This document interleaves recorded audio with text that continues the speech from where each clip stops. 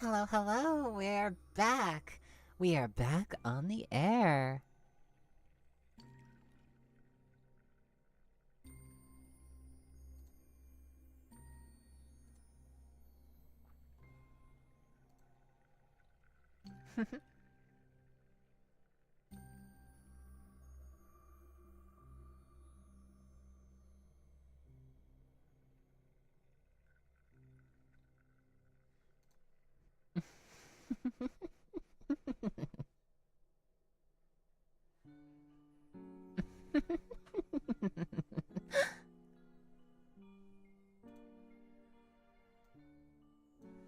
Hi.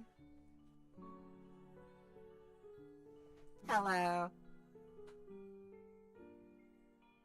How are you doing?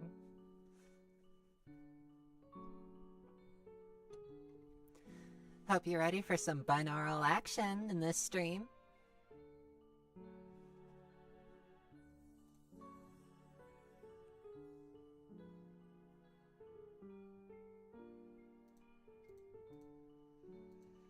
It does sound a little off.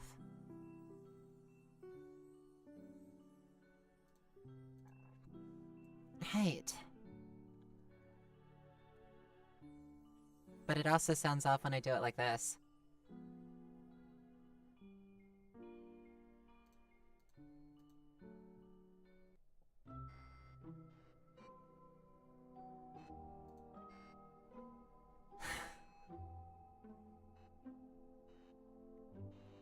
Dear, oh dear.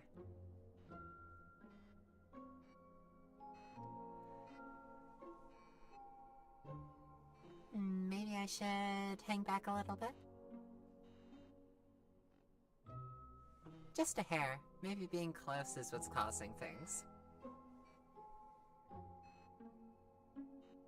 What do you think?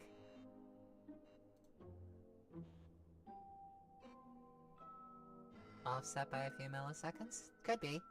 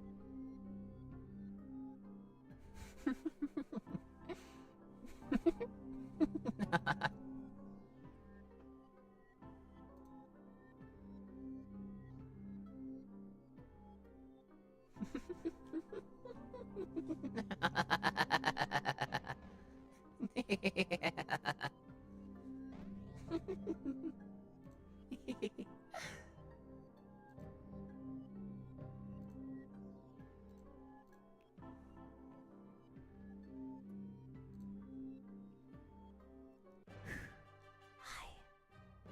Hello. Hello, hello.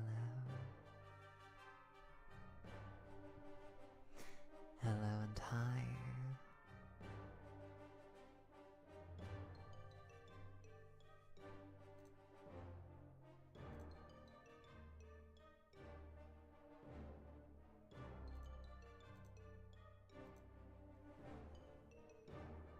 Yeah, apparently this is supposed to be the way it works. Apparently.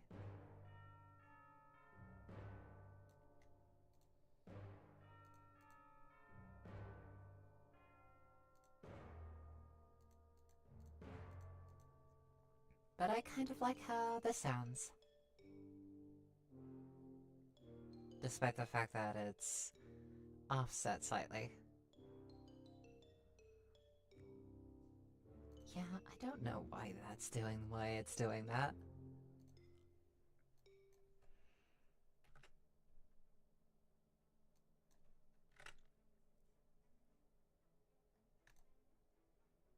Offsetting it by 10.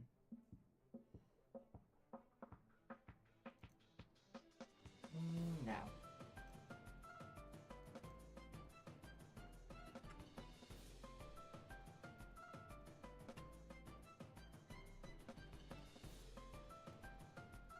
They're both offset to 0 now.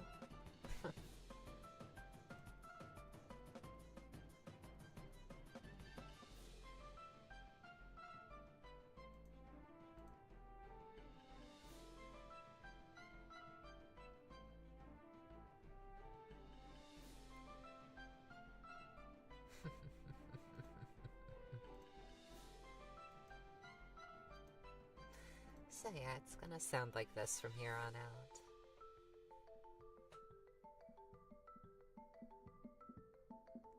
I think the microphone that is outputting to the left ear needs 1 or 2 millisecond delay. I see.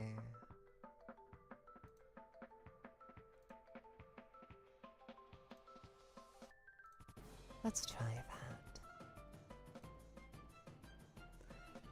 Adding a millisecond delay to the left.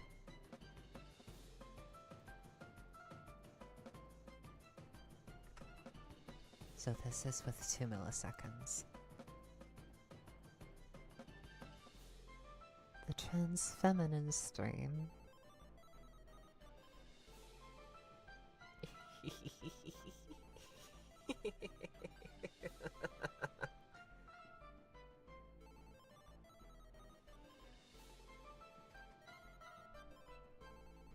Yeah, it kinda does work.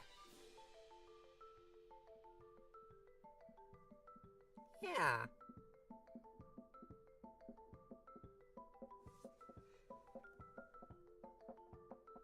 Just keep tweaking it? Oh, I plan to. Oh, I plan to.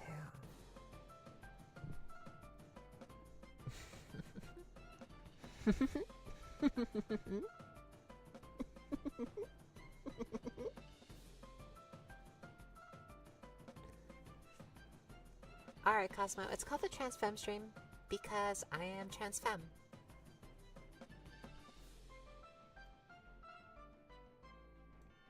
Monster Cat says I accidentally saw it as Transface stream when I saw the title for the first time.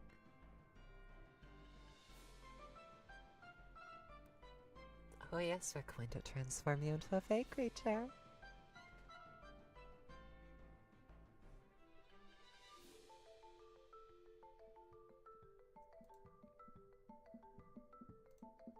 Right, just add 20 milliseconds of delay to the left one until it works. Oh right, 20 and then start reducing it. So this is 20, I think. Yeah, I think. So how does it sound with the left at 20 as opposed to being like, as like that?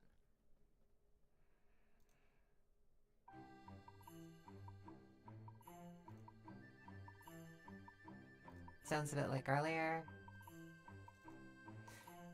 Right, I lowered it by 4 points. So how does that sound? No, it doesn't sound that good. I'm lowering it again.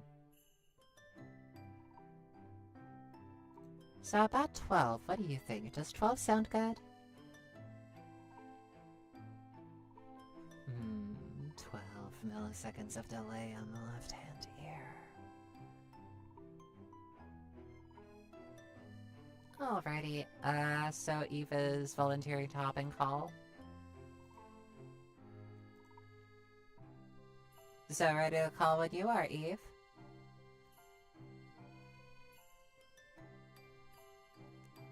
Everyone welcome.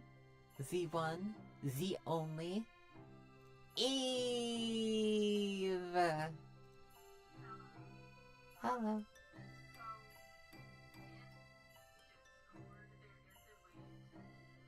You kind of sound like a robot.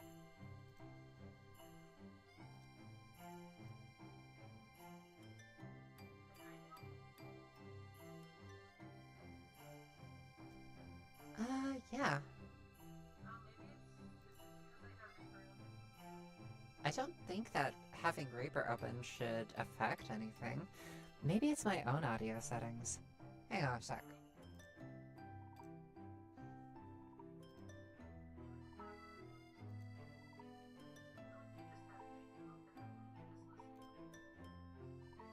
Wait. Speak?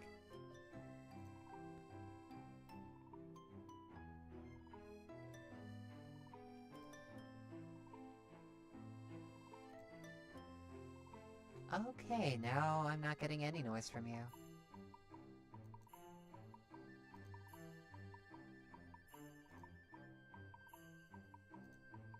Right. I had it set to the Oculus. I don't even have the Oculus connected. Okay.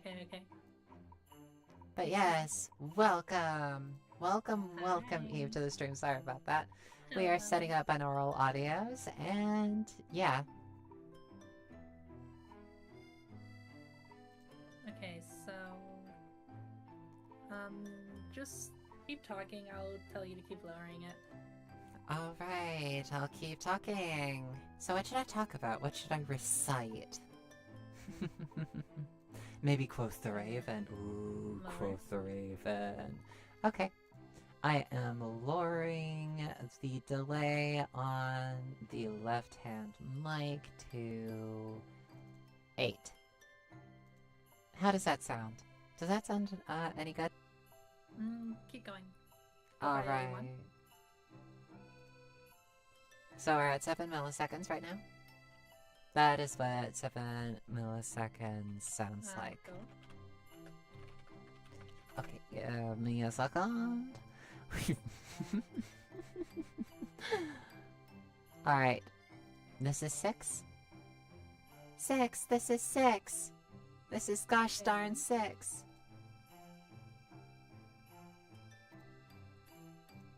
Alright.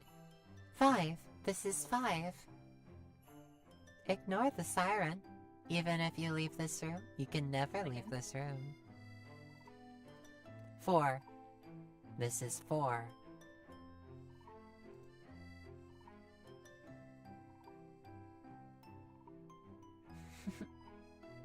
So just keep it going on 4. So how does that sound on 4? Does it sound much better? Okay. Sounds closer. So I'm thinking that it's either 2, 3, or 1. Alright, then we are at 3. How does 3 sound?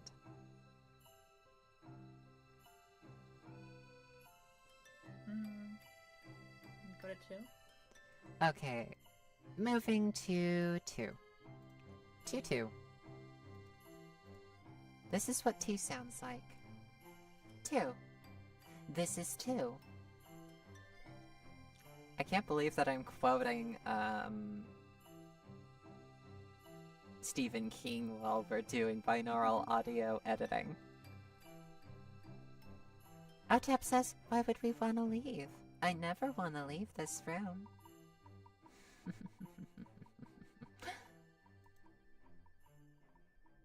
Oh, cutie. Okay. You should never leave this room. Try again? At which one? At 3 or at 2? Go to 1. Alright. Switching over to... This be the 1.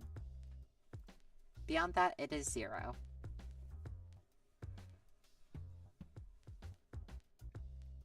Cosmos says, wish binaural audio worked for me. I imagine it enhancing the immersion of the audio. Yeah, I just kind of go back and forth from one audio to the other. You know, to one microphone to the other. Back and forth, back and forth, back and forth. Okay, I think it's that your right microphone has It has like a slightly louder gain. A slightly louder gain? Yeah, Yeah, so if it you might. can lower that by like a little bit. Right, I had to pick up my audio interface. It's on the floor.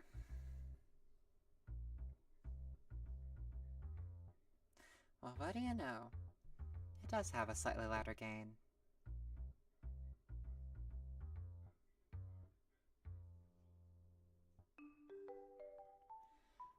Alright, so... how does that work? Does that work any better, or... No, it's... Okay, wait. When I say the right microphone, is the right microphone the one that is just like also outputting audio to the right ear? Or... The microphone on the right is putting to the right ear, mostly, yeah.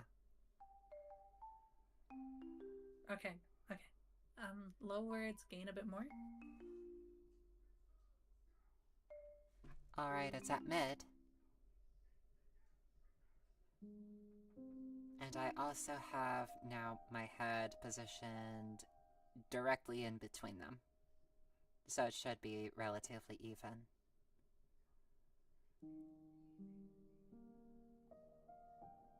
Does that sound any better?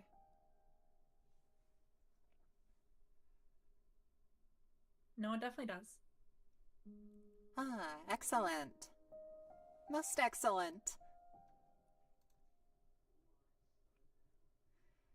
Does it sound good for you? I hope it sounds good.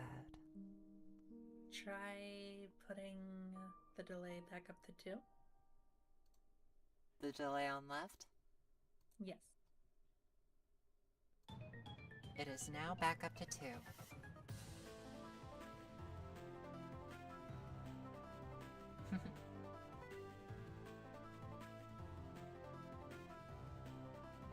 Once upon a midnight dreary, while I pondered weak and weary over many a quaint and curious volume of forgotten lore, while I nodded, nearly napping, suddenly there came a tapping, as of someone gently rapping at my chamber door. "'Tis some visitor," I muttered, tapping at my chamber door, only this and nothing more. Ah, distinctly I remember, it was in the blink of December, and each separate dying ember wrought its ghost upon the floor. Eagerly I wished the morrow, vainly I had sought to borrow from my books surcease of sorrow. Sorrow for the lost Lenore, for the rare and radiant maiden whom the angels name Lenore, nameless here forevermore. Try lowering the gain on the right microphone again. Right. Lowered the gain a little.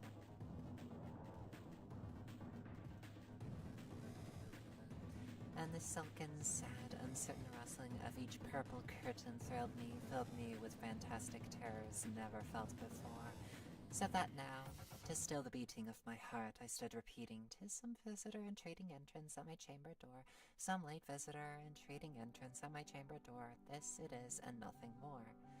Presently my soul grew stronger, hesitating then no longer. "Sir," I said, "or madam, truly your forgiveness I implore, but the fact is I was napping, and so gently you came rapping, and so faintly you came tapping at my chamber door, that I scarce was sure I heard you. Here I opened wide the door. Darkness there, and nothing more."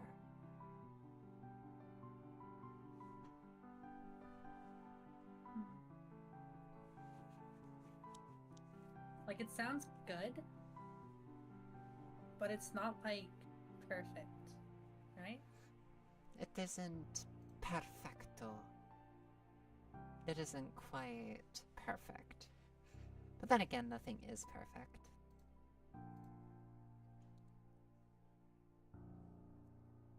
I think maybe the audio delay of 3 is probably best.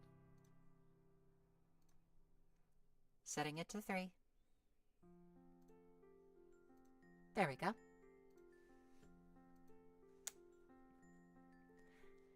Deep into that darkness peering, long I stood there wondering, fearing, doubting, dreaming dreams no mortal ever dared to dream before.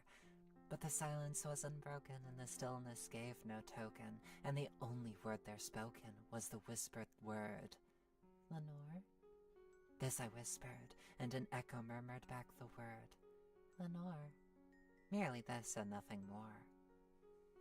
Back into the chamber turning, all my soul within me burning, soon again I heard a tapping, somewhat louder than before. Surely, said I, surely that is something at my window lattice.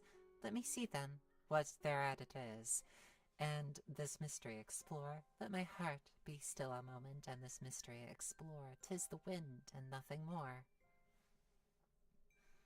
Open here, I flung the shutter, when with many flirt a flutter, in there stepped a stately raven of the saintly days of yore.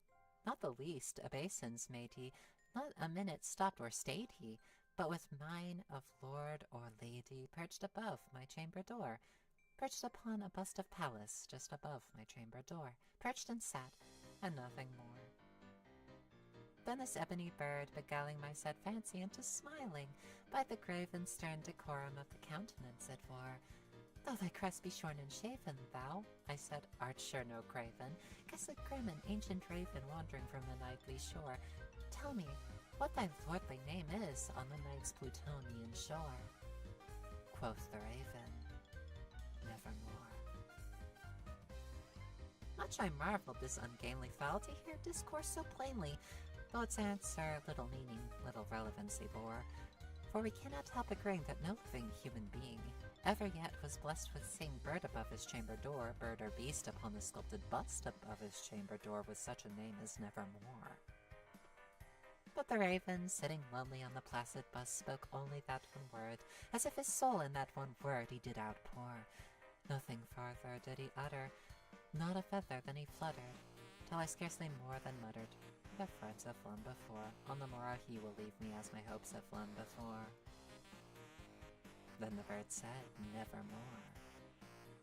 Startled at the stillness broken by reply so aptly spoken, doubtless, said I, what it utters is its only stock and store, caught from some unhappy master whom unmerciful disaster followed fast and followed faster till his songs one burden bore, till the dirges of his hope that melancholy burden bore, of never, nevermore. But the raven, still beguiling all my fancy into smiling, straight I wheeled a cushioned seat in front of bird and bust and door.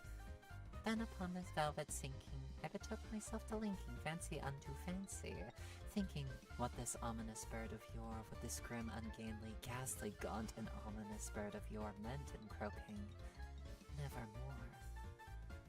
This I sat engaged in guessing, but no syllable expressing to the fowl whose fiery eyes now burn into my bosom's core.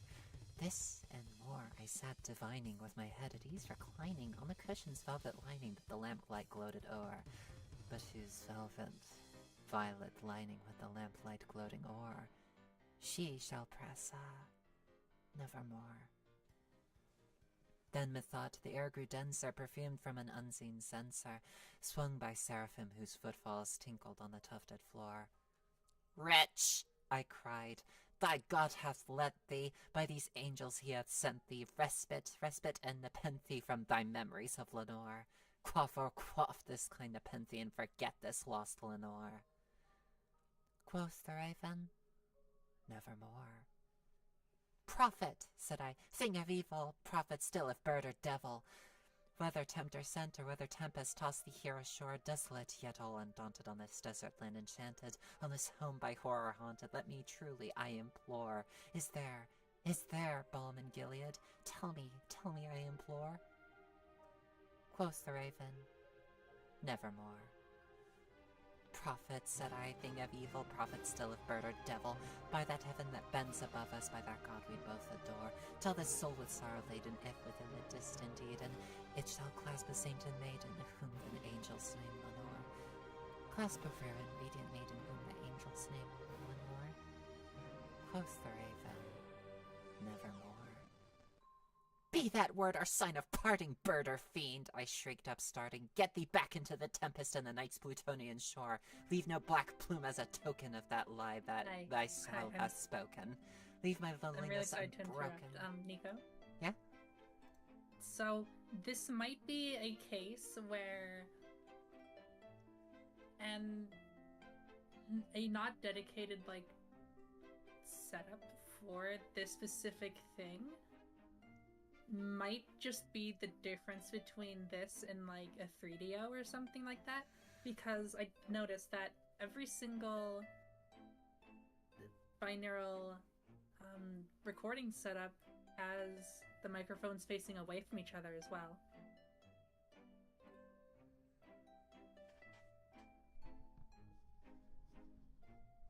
Like, both of them are in the middle, but they are facing away from each other. So, like so?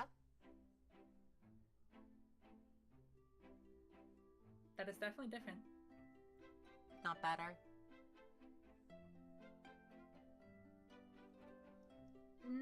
I can't say if it's better or worse. Well, how about I continue quoting and we'll see.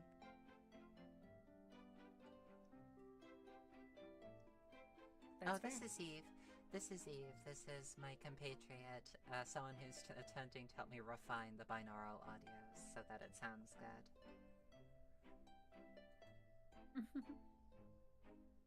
Leave my loneliness unbroken, quit the bust above my door, take thy beak from out my heart, and take thy form from off my door. Quoth the raven, nevermore. And the raven, never flitting, still is sitting on the pallid bust of Pallas just above my chamber door, and his eyes have all the seeming of a demon's that is dreaming, and the lamplight o'er him streaming throws a shadow on the floor, and my soul from out that shadow lies, floating on the floor, shall be lifted nevermore. Sounds good?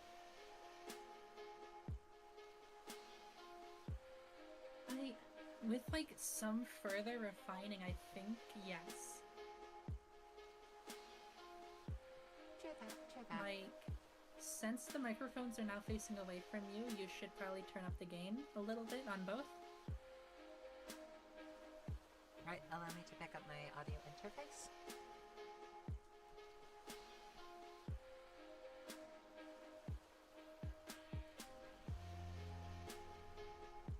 How does this sound? Does this sound relatively better or worse? It sounds better, but it is a bit loud. It is now a bit loud. Louder hens.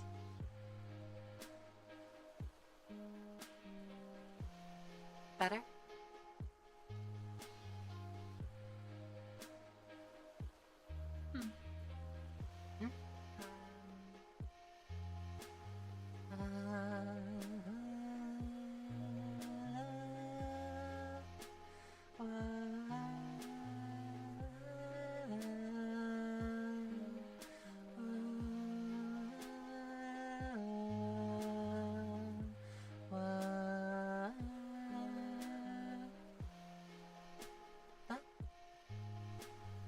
Okay, that sounds really good. Danke.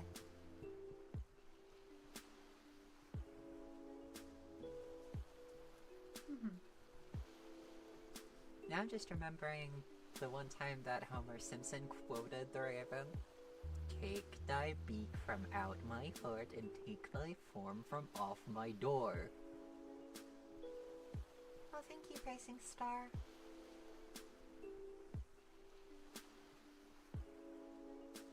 The Telltale Heart? Ooh, Telltale Heart!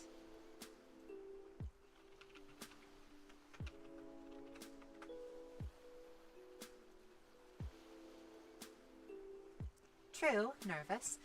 Very, very dreadfully nervous I had been and am, but why will you say that I am mad? The disease had sharpened my senses, not destroyed, not dulled them. Above all was the sense of acute hearing. I heard all things in the heaven and the earth. I heard many things in hell. How then am I mad? Hearken and observe how healthy, how calmly I can tell you the whole story. It is impossible to say how first the idea entered my brain, but once conceived, it haunted me day and night. Object there was none, passion there was none. I loved the old man. He had never wronged me. He had never given me insult. For his gold I had no desire. I think it was his eye. Yes, it was this. One of his eyes resembled that of a vulture, a pale blue eye with a film over it. Whenever it fell upon me, my blood ran cold. And so by degrees, very gradually, I made up my mind to take the life of the old man and thus rid myself of the eye forever. Now this is the point. You fancy me mad. Madmen know nothing. But you should have seen me. You should have seen how wisely I proceeded, with what caution, with what foresight, with what dissimulation I went to work. I was never kinder to the old man than during the whole week before I killed him. And every night, about midnight, I turned the latch on of his door and opened it, oh, so gently. And then, when I had made an opening sufficient for my head, I put in a dark lantern, all closed so that no light shone out. And then I thrust in my head. Oh, you would have laughed to see how cunningly I thrust it in. I moved it slowly, very, very slowly, so that I might not disturb the whole man's sleep. It took me an hour to place my whole head within the opening so far that I could see him as he lay upon his bed. Ha! Would a madman be so wise as this? And then, when my head was well in the room, I undid the lantern cautiously. Oh, so cautiously, for the hinges creaked. I undid it just so much that a single thin ray fell upon the vulture eye. So, there's one thing that I'm thinking of, and it might be like something with just the setup itself, like the physical one, where it's always going to sound like there is speaking in the middle for this setup, because the audio is bleeding from one side to another.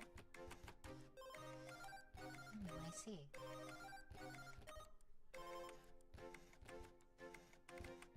So, like,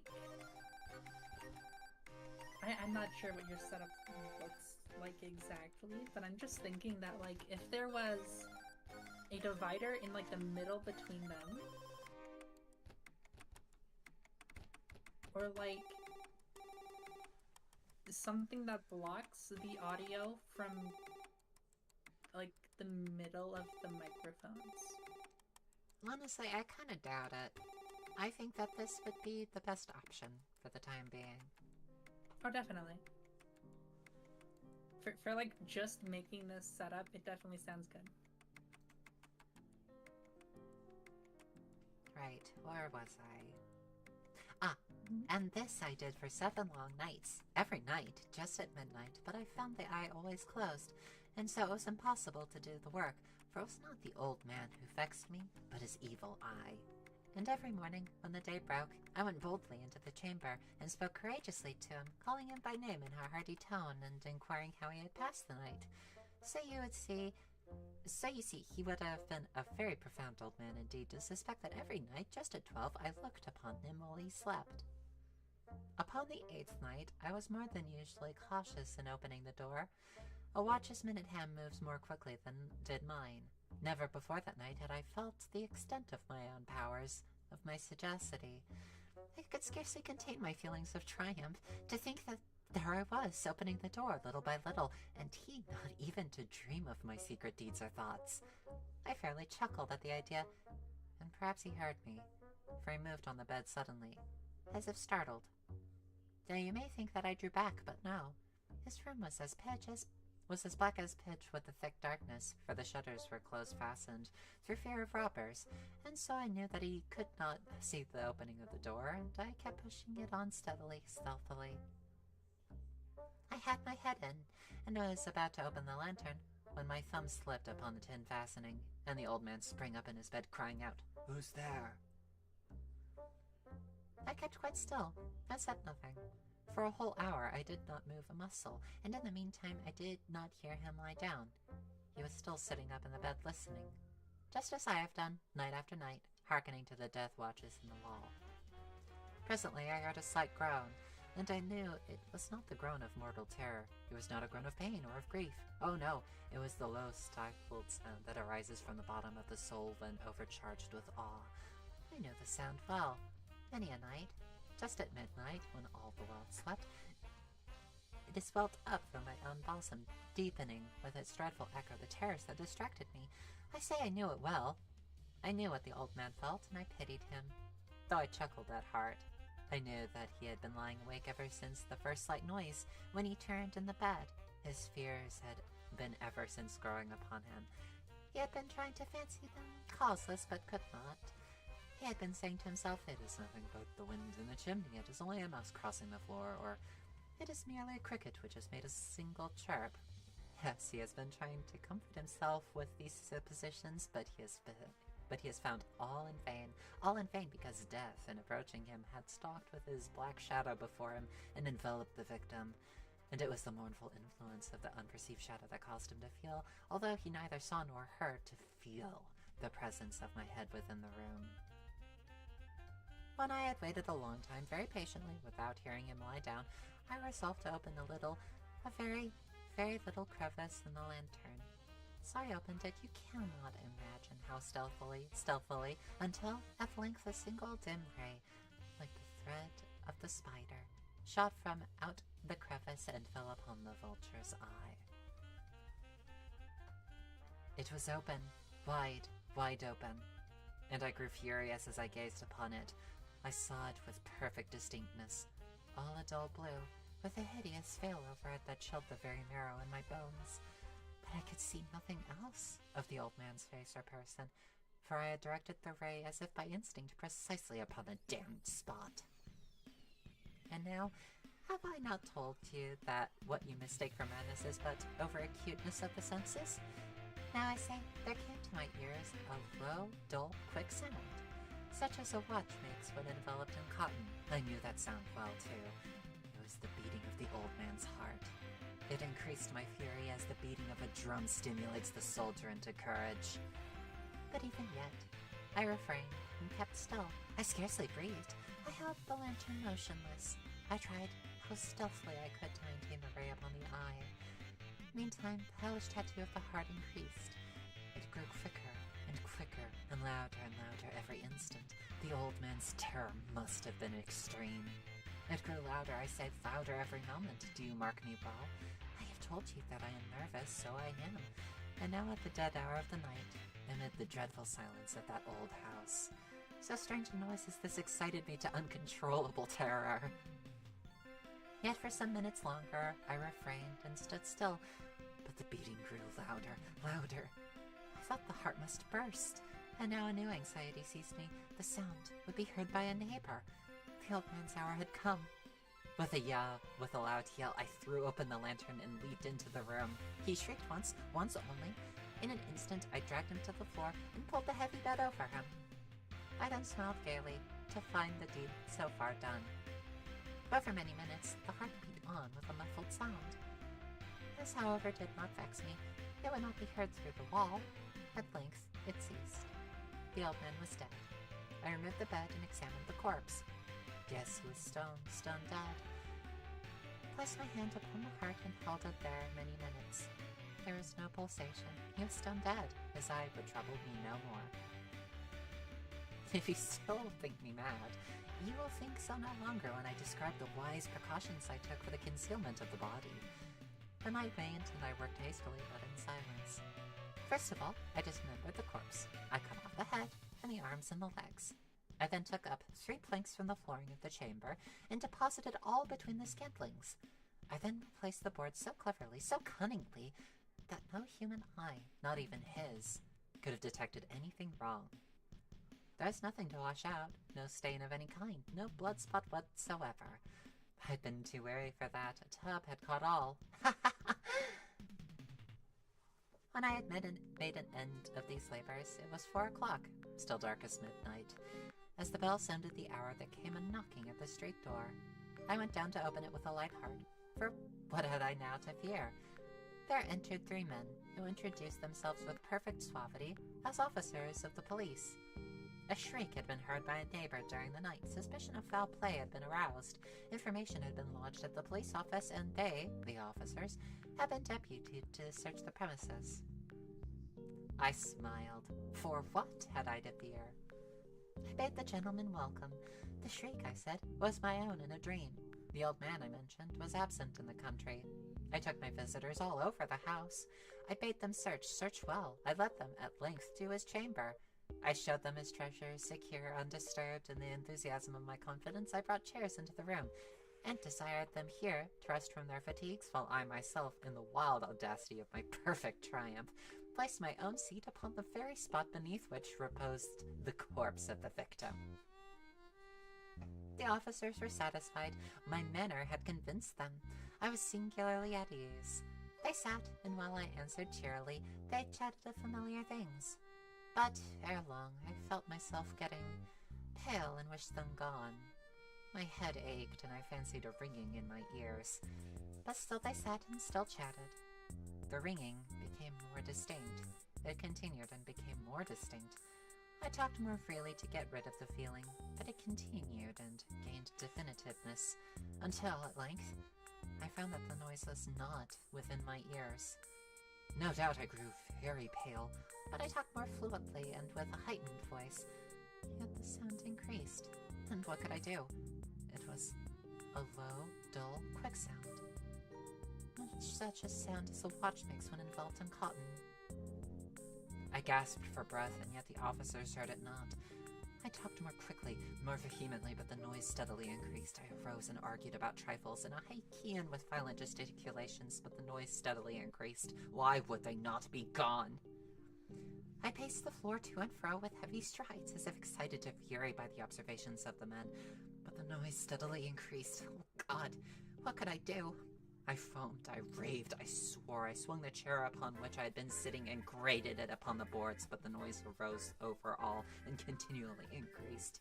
It grew louder, louder, louder, and still the men chatted pleasantly and smiled. Was it possible they heard not? Almighty God, no, no. They heard, they suspected, they knew. They were making a mockery of my horror.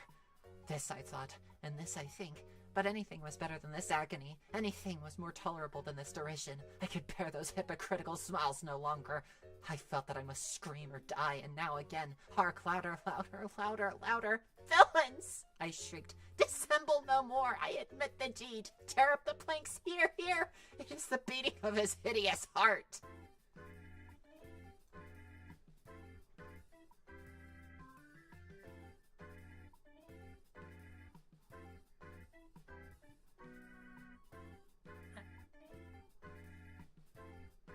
Nice. I was just editing, listening to all that, and oh my god. Yeah, the Telltale Heart happens to be one of my favorite stories. Just the sheer nervousness and the paranoia getting to the character and the tale. I decided that I would enact it with all of the nervous energy I pent up. And thus it is. Thus it is. Nice. This it is, and nothing more.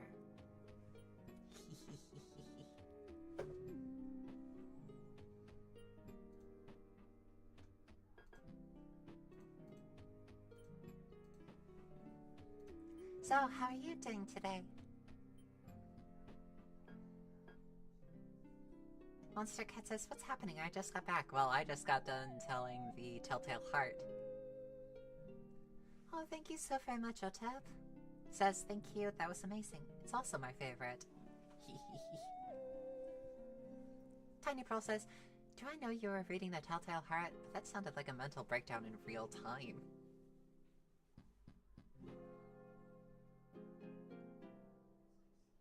Well, believe it or not, over the course of my life, I have had a couple of mental breakdowns, so I figured that's what the guy was going through, so I decided that's how I would play it out. I played it like the guy was having a mental breakdown.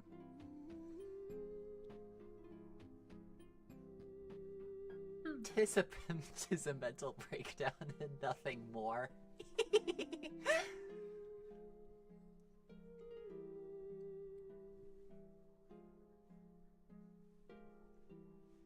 Well done, Racing Star. I knew that must have taken a while. I've been playing Dark Souls 3 again. having a lot of fun with it. I decided to go for the Winged Soldier's halberd. I think that's what it's called. It's been serving me well so far.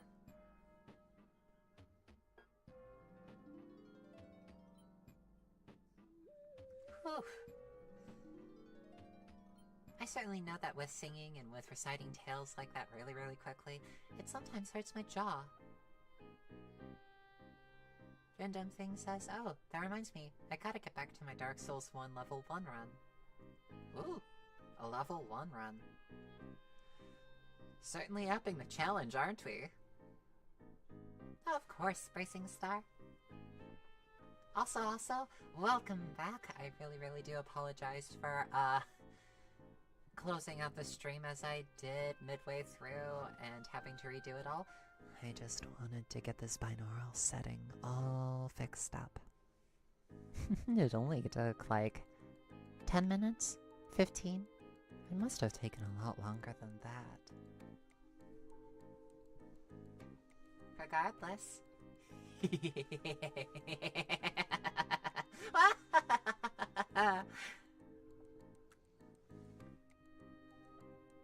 Challenge is pretty low, but I cower in fear of Ornstein and Snow. I've never fought Ornstein and Snow.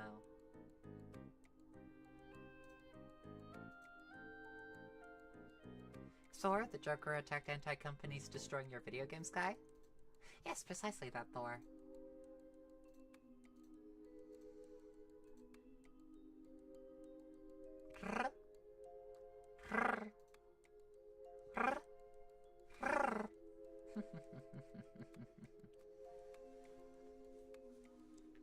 Nick says, I just experienced it with headphones on, and dear, I got a fear for what remains of my sanity. Oh, poor dear. Oh, poor dear. Hello, Vagata. Welcome, welcome. Hi. It's so very good to see you.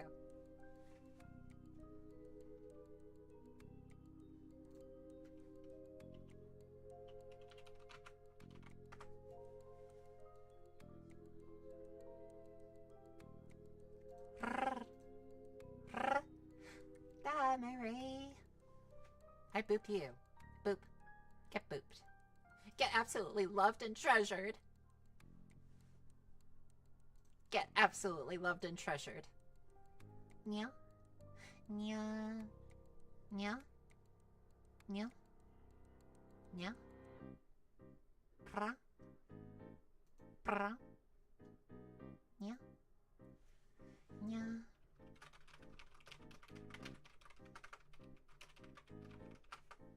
Pra. Nya.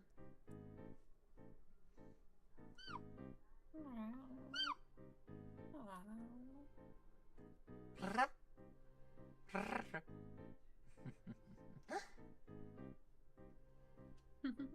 But yeah, I've managed to record the entirety of the Witches experiment series. So either today or tomorrow, starting, I will start editing those down, start uploading those to Patreon, and once the last one's uploaded to Patreon, I'll start uploading it to YouTube. Y'all deserve to see the conclusion of the series. It's been a long time coming. Nice. 7 ranks: mushroom, shell, boomerang, rose, clover, star, and rainbow. Nice. E. E. R. E. E. E. E. Yes. E.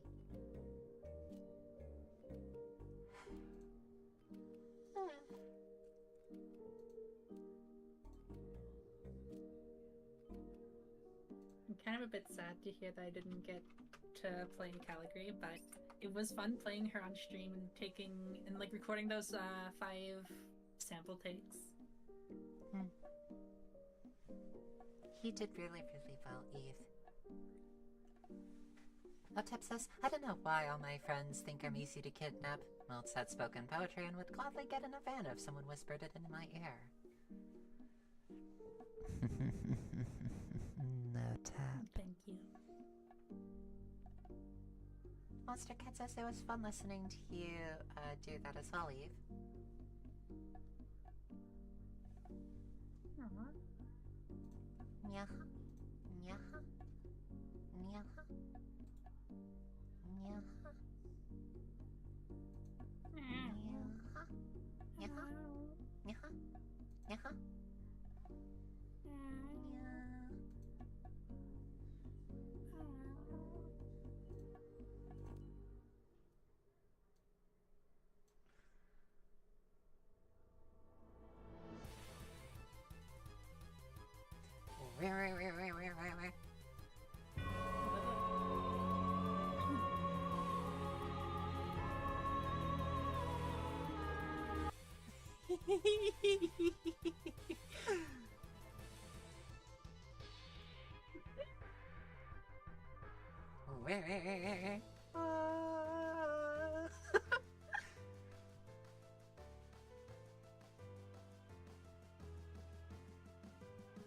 Hey Viola, welcome. It is so very good to see you.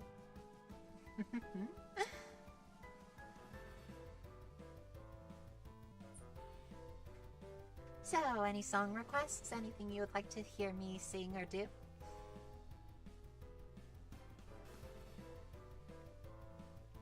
Can take pretty much any request, long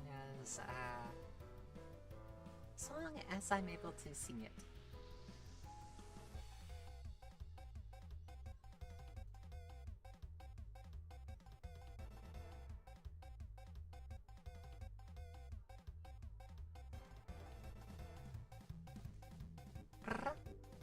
Roger says, I was having dinner, couldn't join sooner. It's all good.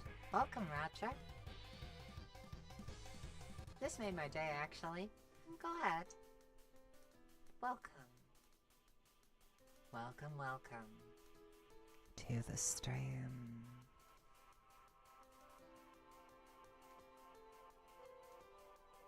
Foxo, the enchanted spirit of word. Word, man. Random thing says, Into the Unknown from Over the Garden Wall is my suggestion. Into the Unknown. I've heard of it.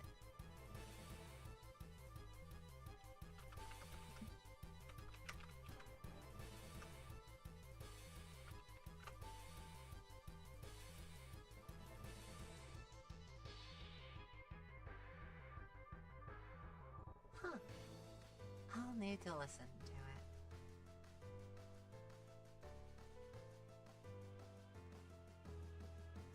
I shall definitely need to learn all of the songs that you suggest.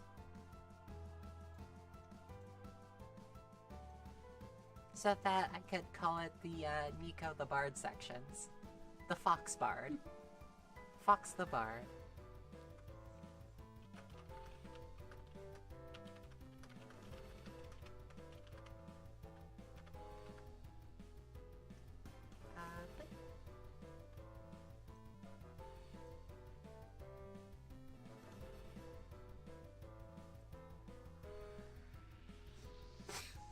The world's greatest actor doesn't need a stage, 'cause they're so good at their craft that nobody knows they're fake. The fools had no clue, the one they knew was just a fraud, the master of pretending to be something that they're not. But as the years go by, the actor starts to change, as day by day they live their life like all the world's a stage. Their true self mutilated by their permanent new mask, but by the time they realize it, it's too late to turn back. The world's greatest actor despises their true new form. Through their practice saccharines most they got much more than they bargained for, but as they turn back to their unsuspecting crowd, they thank them for their patronage and take their final bow.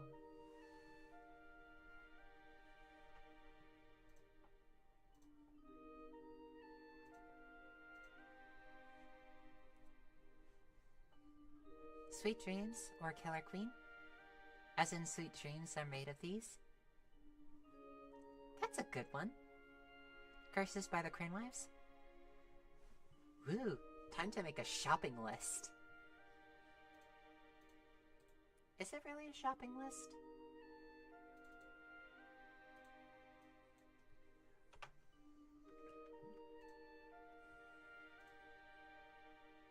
Let's go shopping! Let's go gambling! Aw, dang it. Aw, dang it. Aw, dang it. Aw, dang it.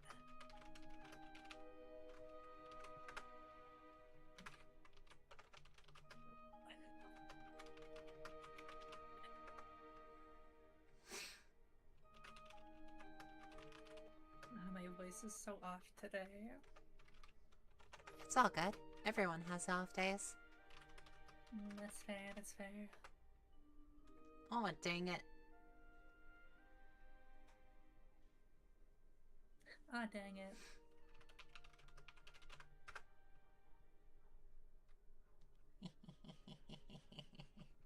Otep says, I've been playing that song in repeat for 3 days. How do you read my mind?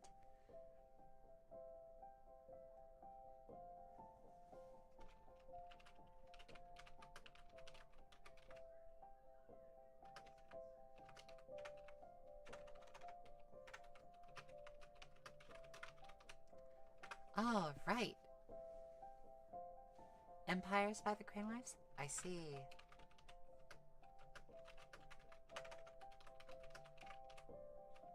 Excellent.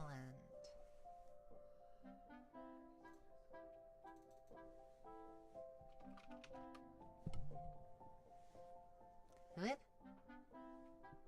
Flip?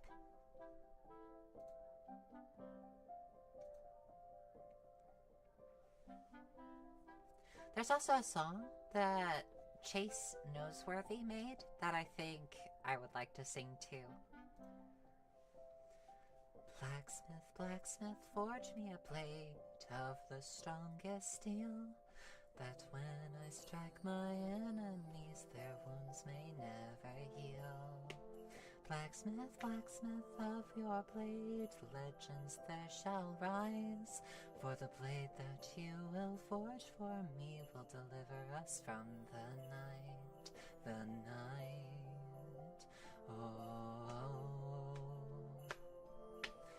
oh.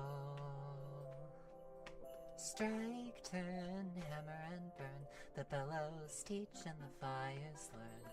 Iron, oil, temper and toil, the forge ain't hot if your blood don't boil. Blacksmith, blacksmith, forge me a blade to slay that evil heel, a sword that gleams like diamonds that can make the darkness kneel. Blacksmith, blacksmith, forge me a blade of the strongest steel, that when I strike my enemies, their wounds may never heal. Blacksmith, blacksmith, of your blade, legends there shall rise, for the blade that you will forge for me will deliver us from the night, the night. Hear that anvil ring, echo song of the hammer swing, shape a grind, polish and shine, the world ain't ready for a work so fine. Blacksmith, blacksmith, forge me a blade, for to purge the blight, which creeps upon this world we love to take from us the light. Blacksmith, blacksmith, forge me a blade of the strongest steel, that when I strike my enemies, their wounds may never heal. Blacksmith, blacksmith, of your blade, legends there shall rise, for the blade that you will forge for me will deliver us from the night. Blacksmith, blacksmith, forge me a blade of the strongest steel, that when I strike my enemies, their wounds may never heal. Blacksmith, blacksmith of your blade, legends there shall rise. For the blade that you will forge for me will deliver us from the night, the night.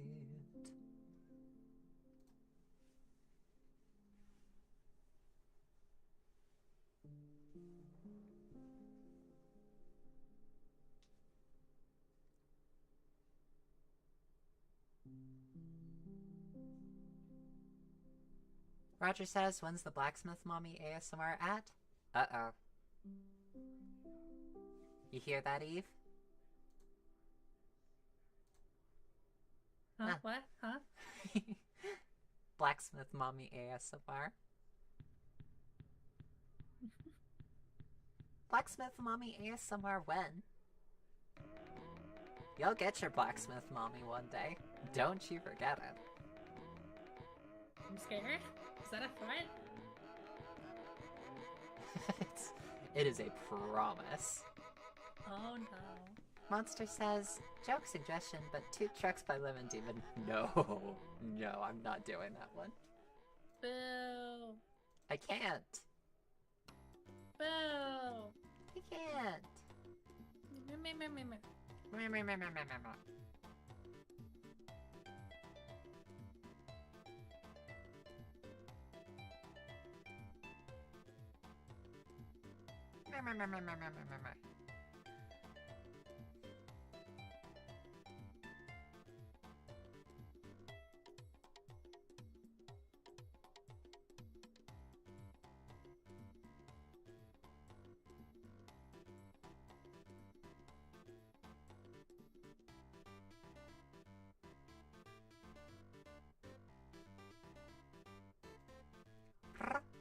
Bracing says, boo, do it.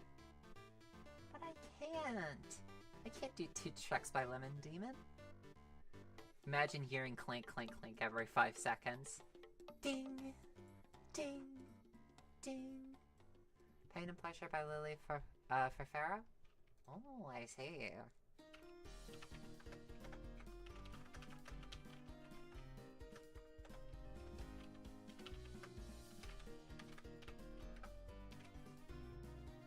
Two trucks holding hands, 2 trucks holding hands.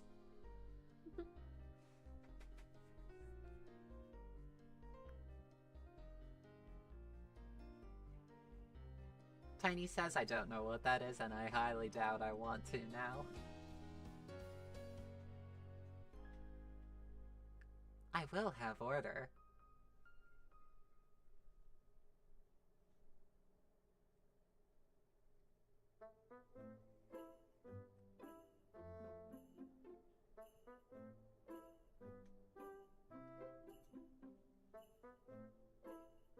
It's a song about trucks. Of course, it's a song about trucks. Of course.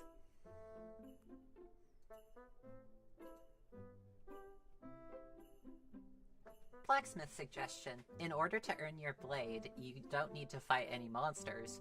You just need to sing a song for the blacksmith. That is how you get your weapon. You must sing for it. And depending on how much passion you put into your song, it really affects the outcome of the blade you get. You have to really want that blade.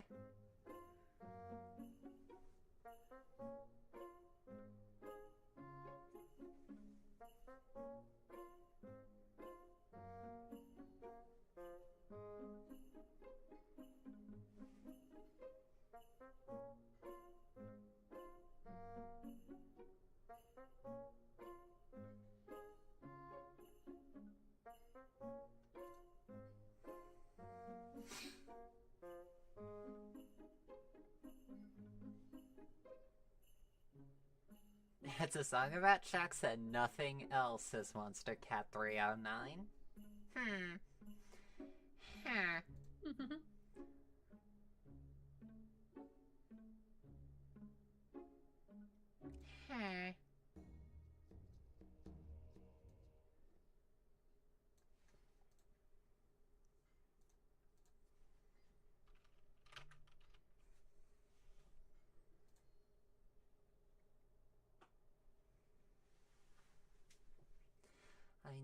stand in line until you think you have the time to spend an evening with me.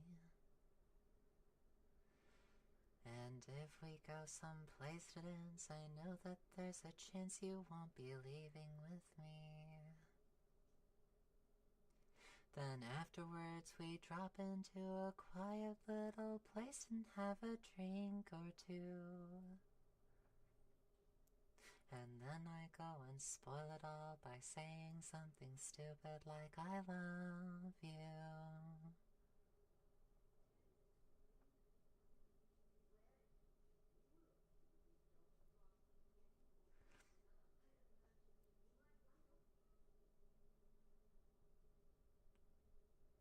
I can see it in your eyes that you despise the same old lies you heard the night before. And though it's just a line to you, for me it's true and never seemed so right before.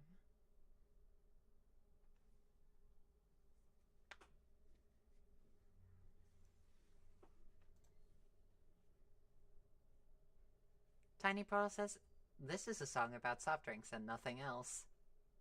And maybe the Founding Fathers. Get your mind out of the gutter.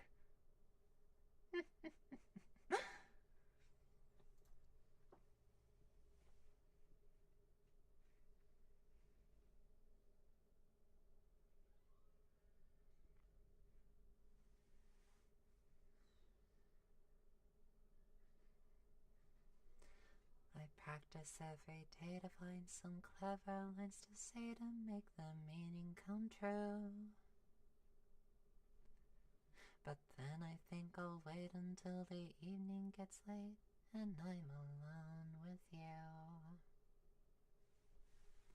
The time is right, your perfume fills my head, the stars get red and oh, the night's so blue. And then I go and spoil it all by saying something stupid like I love you. Ivory. The time is right, your perfume fills my head, the stars get red and oh, the night's so blue.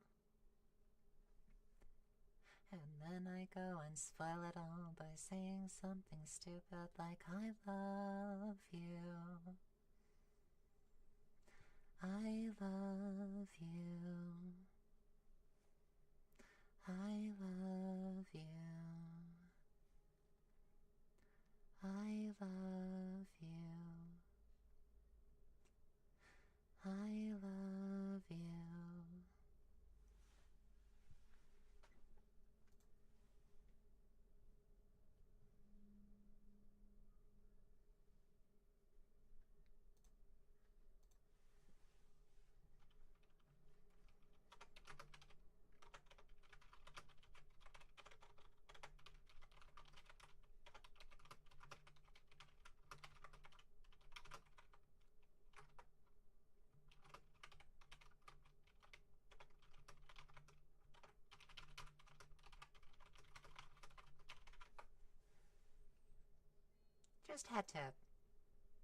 Just had to let someone very close to my heart know what was going on, because they're really, really close to my heart. I want them to know that I really, really care about them. I think that we should all take some time out of our day to let that person close to our heart know just how much they mean to us. I have already done that. Well done, Eve. Yay. I've done to a lot of people. And if Ivory's listening, I just want to say, I love you.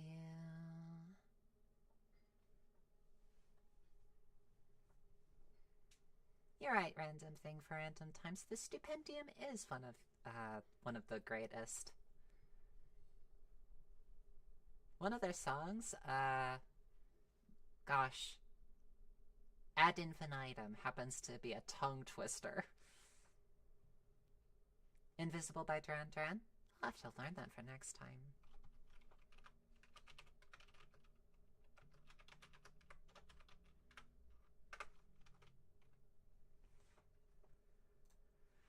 Otep says, I don't know anyone other than Fox that could have an actual harem by using their voice.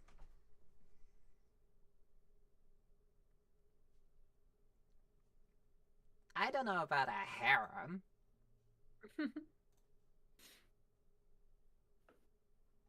Yeah, I'm more monogamous.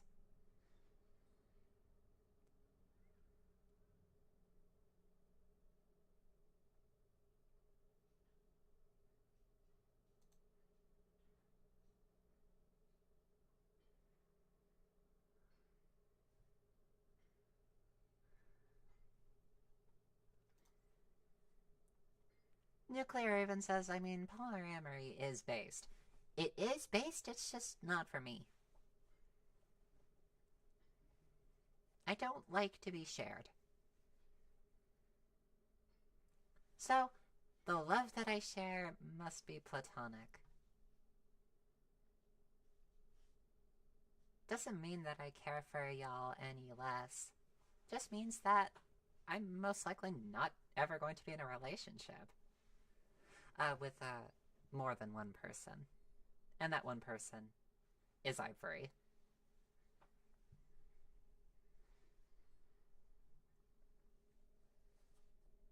Tiny Pearl says, I beg of you to go listen to Amateur Wordsmith. The new one, not the 2016 one. They go so dang fast in that I can't tell what they're saying at the end of it. Notep says, would a cult suit you better? Maybe. Maybe. Hey, Kira? Could I start a cult? Cult of the Cutiefox. Maybe be adorable. Cult of the Fox! Nick says, I just finished one of the manga I bought a little while ago. Well done, Nix. Roger says, everyone should decide for who they are, or who is the one or ones for them. Roger says, also, you all be careful with developing parasocial relationships. That never goes well. It truly doesn't. Don't fall in love with an internet personality that doesn't know you exist.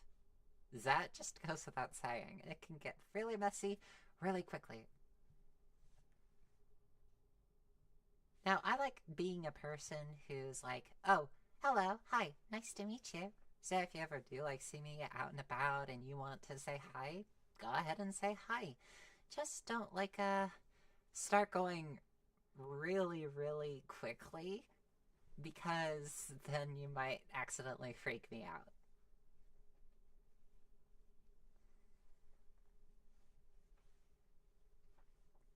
Roger says, be like me. I hate everyone equally. Channeling a little bit of Takahata.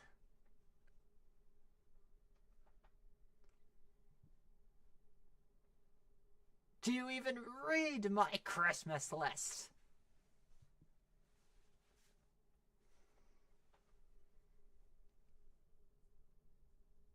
Tiny Portal says, you are all equally worth. You all are equally worthwhile too. Just remember that. The SR-71 Blackbird, an advanced reconnaissance aircraft capable of an altitude of 85,000 feet.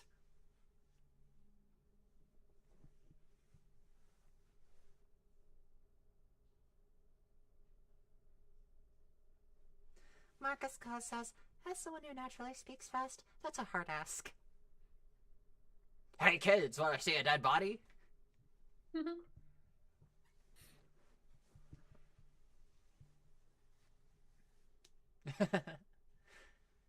I used to do Takahata's Alucard impressions all of the time. I used to do that all of the time.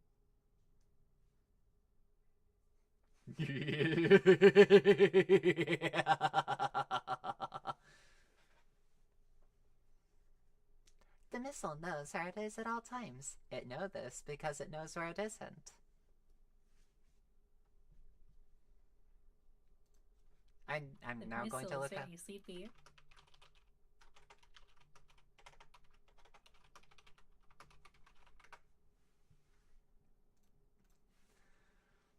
The missile is very tired. He is eepy. The missile has had a long day of splashing bandits and wants to take just a small sleep. He eepy and neepies to sleepy. Mib's still sleepy and needs some bed-by time. The missile is currently experiencing critical levels of being a sleepy little guy and needs to go to bed. He is tired and needs to sleep, just a little sleeping time as his treat. Mib Solitally needs to slick for tired boy, just a little guy. Mib Billy needs his beady sleep. Look at him go. He yawn bib cause he's skeegy. Needs to fall all full asleep. Night time. Good night, Mr. the Missile. Good night. As for the copy pasta that Tiny Portal is saying, this is how it goes. The missile knows where it is at all times. It knows this because it knows where it isn't. By subtracting where it is from where it isn't, or where it isn't from where it is, whichever is greater, it obtains a difference or deviation.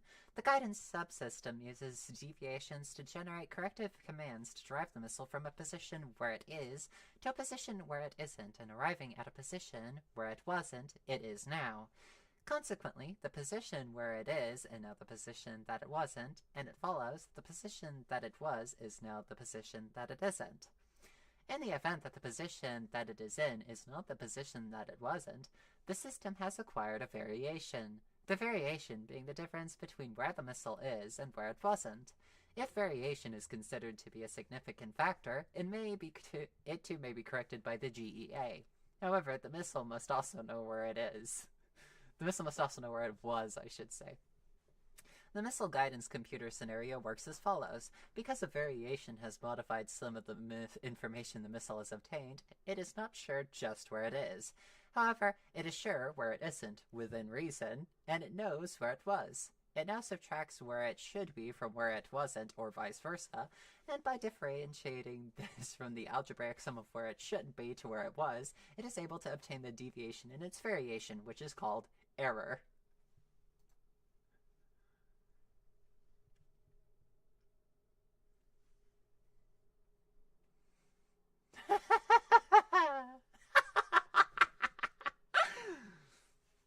I'm so sorry, Roger.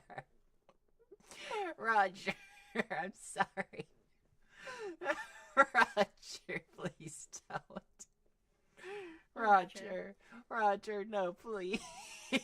Roger. Please, Roger, no. Roger. Please, Roger. Whew. Roger, no. Roger, yes.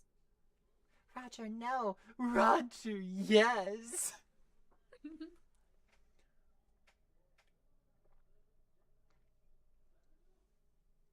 My mind is burning. Sorry, Bracing Star. Void Dweller says, hello, everybody. I am so confused right now.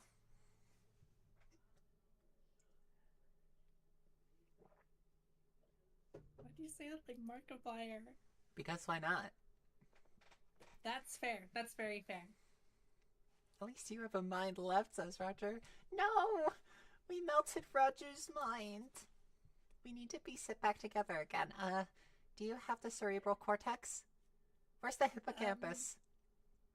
I have some super glue. Alright. So we've got all the parts here. We just need to glue it all back together. Don't worry, Roger. You'll be fine. But which part goes where? Okay, so I'm gonna have to look up a diagram. Gonna have to look up a diaphragm. I mean a diagram. We need a diagram.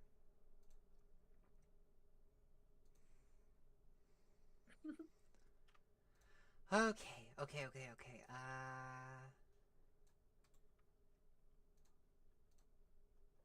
That image is too small. Damn it! We need a bigger image. A bigger image for a bigger brain. Gods, why are these images so small?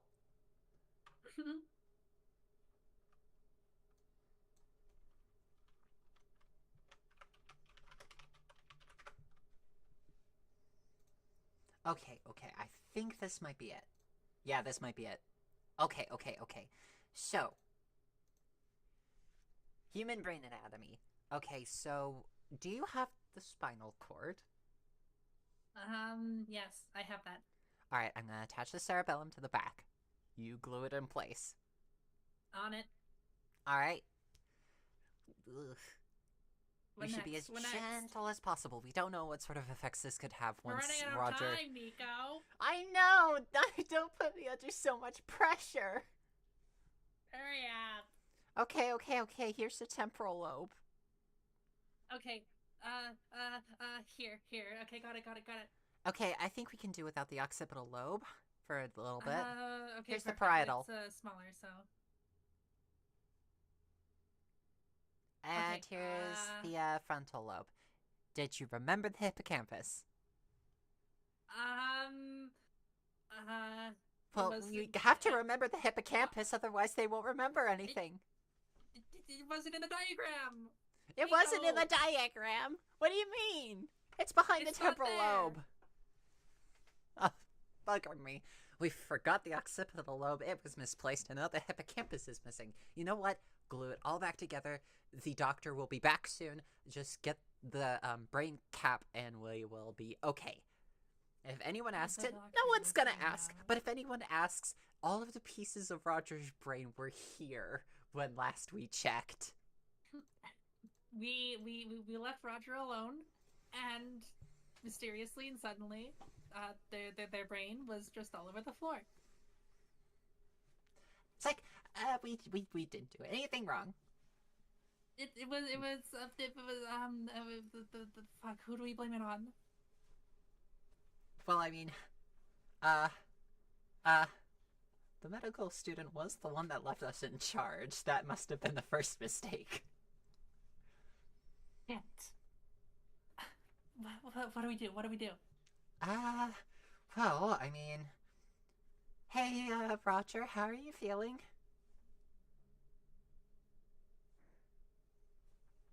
Tiny Pearl says the lobial crung. the lobial crung.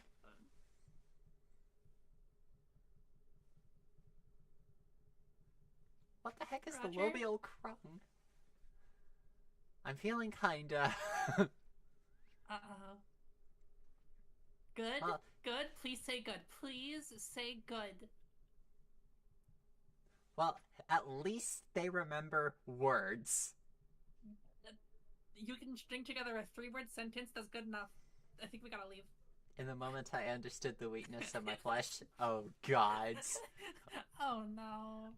Nico, The medical student... why'd you put that in there? Did the medical student wear robes as they left us in charge? I think so? Okay, we need to research these robes. Okay, what did they look like to you? I can't remember.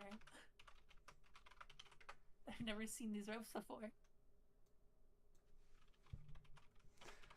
Okay, give me a second.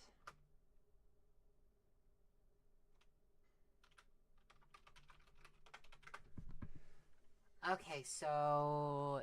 Were they red robes? Did the guy look like he had green eyes? Was he holding like a long scroll of paper? I'm be honest, I didn't see anything. I was just kind of like hiding my face in my notebook the entire time. Can you like tell me more? Okay. Did the robes look like this? Did it look like this guy?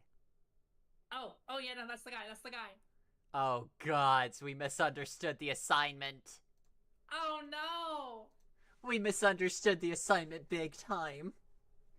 What do we do? Okay. Nico, what do we do? We wait for them to get back, obviously, and then we just say we screwed up a little bit. The dissection was messy.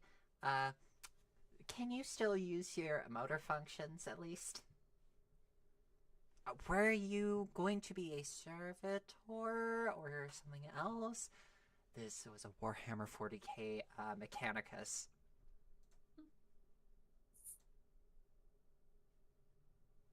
Adeptus Mechanicus.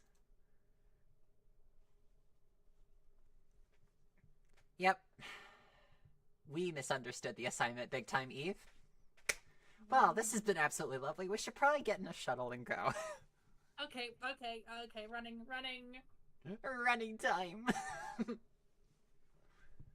Blame Magnus, that always We gotta works. get out of here. We gotta get out of here. How many corridors does this ship have? I thought it was 3. Why there's so many? Agreed, Oh my everyone God, blames Magnus. This is Space IQ all over again. Ah.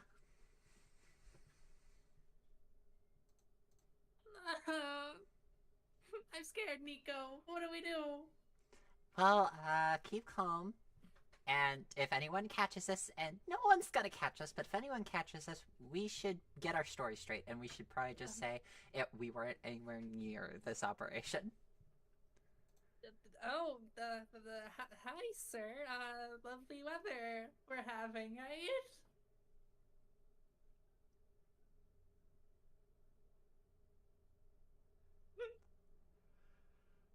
This has to be, like, the best yes and skit that we've done. I forgot how fun Yes and was. Yes and happens to be one of my best, like... It happens to be one of my most favorite things to do ever. It's one of the better forms of improv, because, like, it really just teaches you to just roll with it and make up shit on the spot, and that is, like, the most important thing for improv. Yeah. So, do I do good at yes and, or do I just falter? It was pretty good. It was pretty good. Pulling up the fucking diagram for the brain was so funny. That's all I ask. It's all I ask.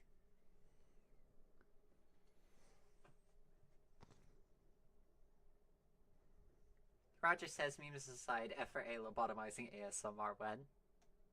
That would be very, very interesting. Maybe for the continuation of Spiral.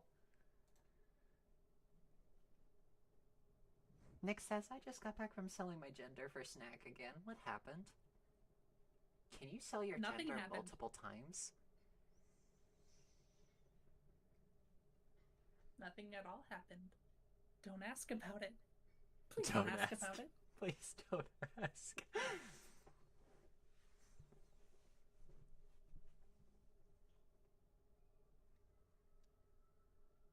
Everything is fine, Nix.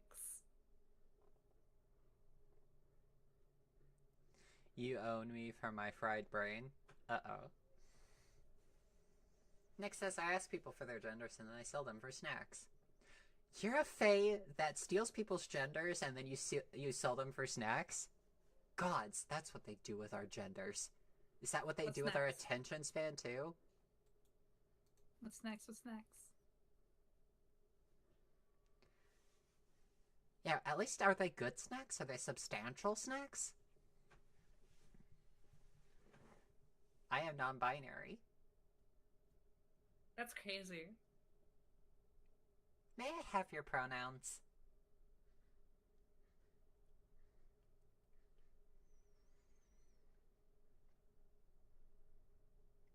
Eve? Huh? May I have your pronouns? Um. Ask again later. I dropped them. Rats. No, that wasn't it.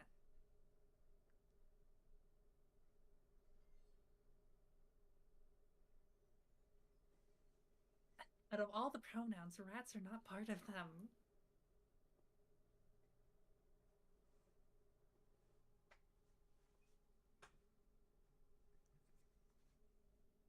Nick Let's says I see sold if my can own gender for remember. sushi and my friend's gender for chips. For crisps? Chisps? Eve knows, says Roger. Eve, yes. Eve, yes.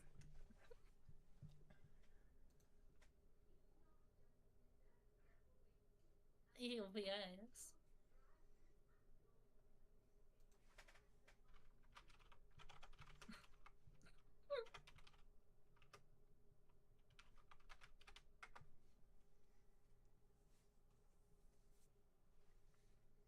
Never saw the sun shining so bright.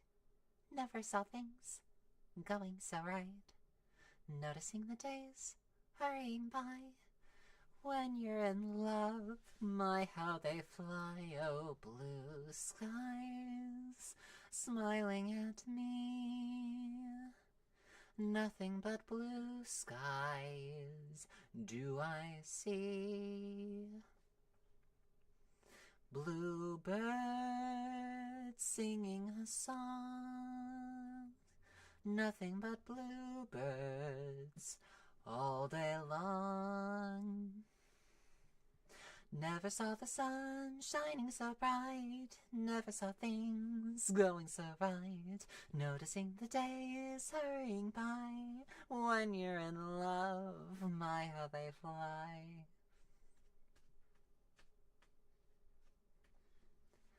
Na na na na na na na ba da da ba da da da ba da da da dum da da da. Blue skies smiling at me. Nothing but blue skies do I see. Blue days, all of them gone. Nothing but blue skies from now on.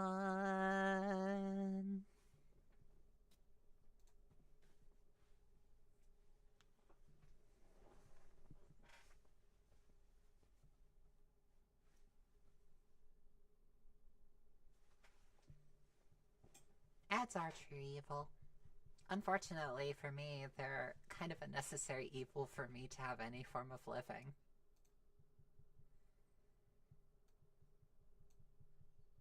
Especially mobile game ads. Especially.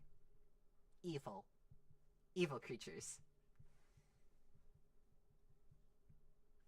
So did you think of that song? It's one of my favorites.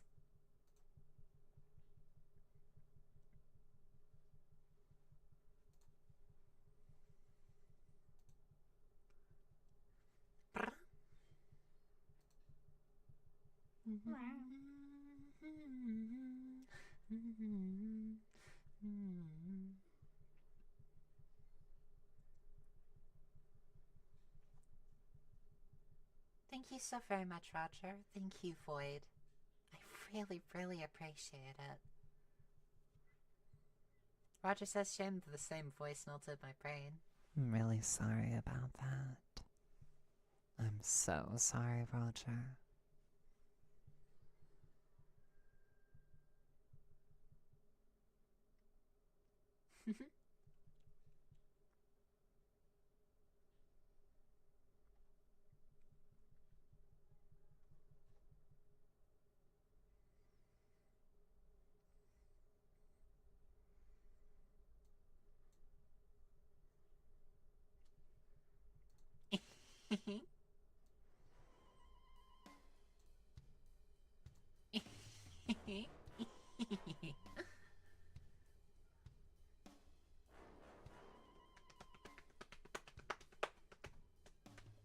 Atip says, almost as evil as the bad guy sin. Not gonna say that name.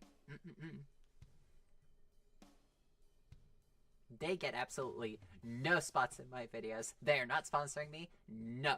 No streams dedicated to them. No videos dedicated to them. No.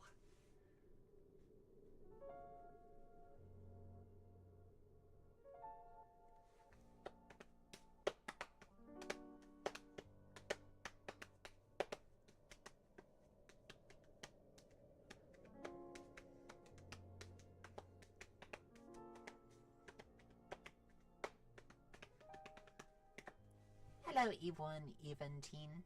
Hello. Hello, hello.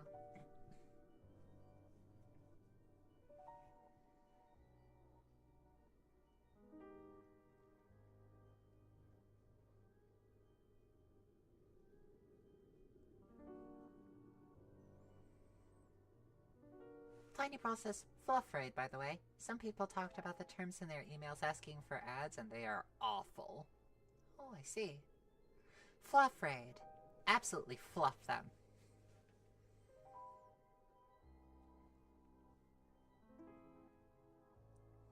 Eat me. Whoa, whoa, whoa, whoa, whoa. You actually might. Huh? I was just thinking about that moment in Supernatural where Dean tells some werewolves to eat him, and then just goes, whoa, whoa, whoa, whoa, whoa, you actually might. Yummy. Yummy. Yummy. Yummy. Nom noms. Nom noms. Nom. Give. Give me nom noms. Please? Nom.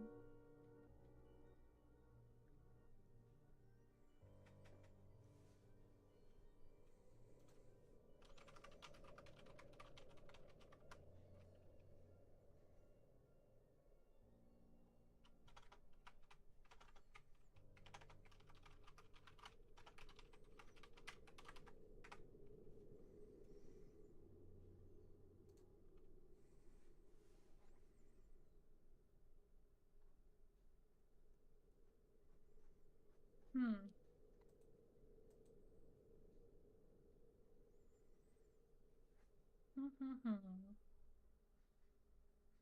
Hmm.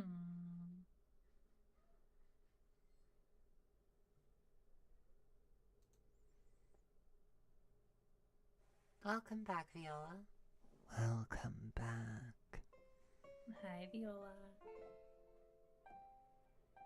Roger says, excuse me, but I'm a fuck-mothering vampire. I killed a lot of people to get this title. I deserve to be called such. Excuse me, but I'm a fuck-mothering vampire. I kill a lot of people to get this title. I deserve to be called such.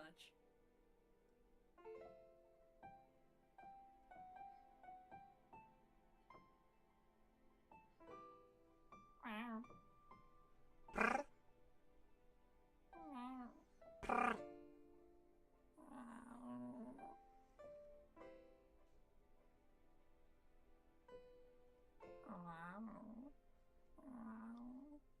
Brr. Bye, Nix.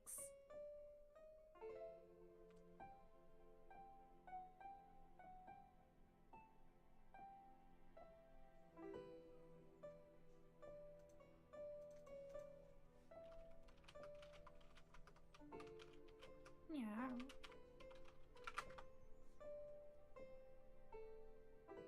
Meow.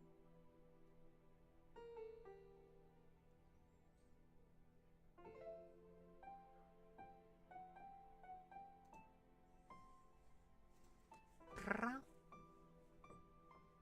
Bye, Nix. Stay safe.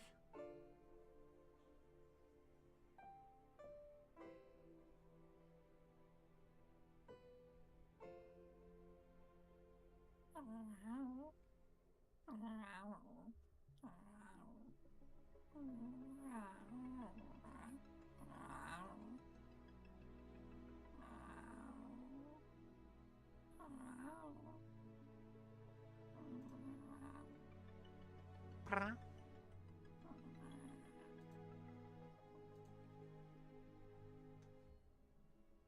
Has my voice changed much since I've, like, been in Arizona? 'Cause I feel like it has. I feel like it's changed a lot. I feel like it I has. wouldn't be one to tell you. Well, I think that it is both higher pitched and has regained quite a lot of tenor. Nice.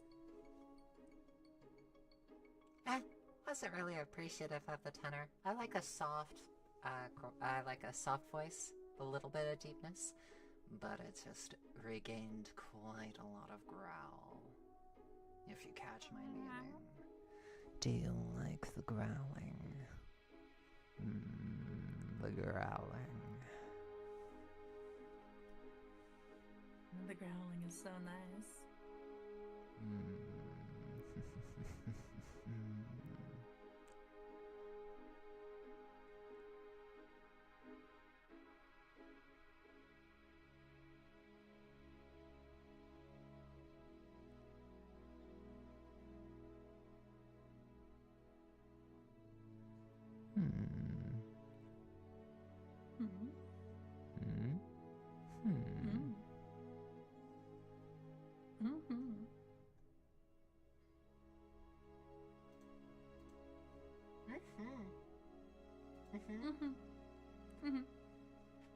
Hello.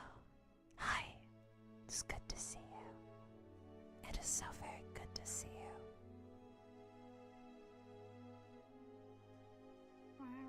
Tiny Pearl says, damn it, there's the gay panic. Oh. Where's the gay panic? Where's the gay panic?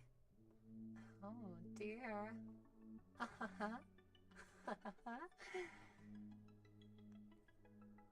Oh, poor tiny Fido. Taking up a song about Coraline. She's a peach, she's a doll, she's a pal of mine. She's as cute as a button in the eyes of everyone who ever laid their eyes on Coraline. When she comes around exploring Mom and I will never ever make it boring. Our eyes will be on Coraline.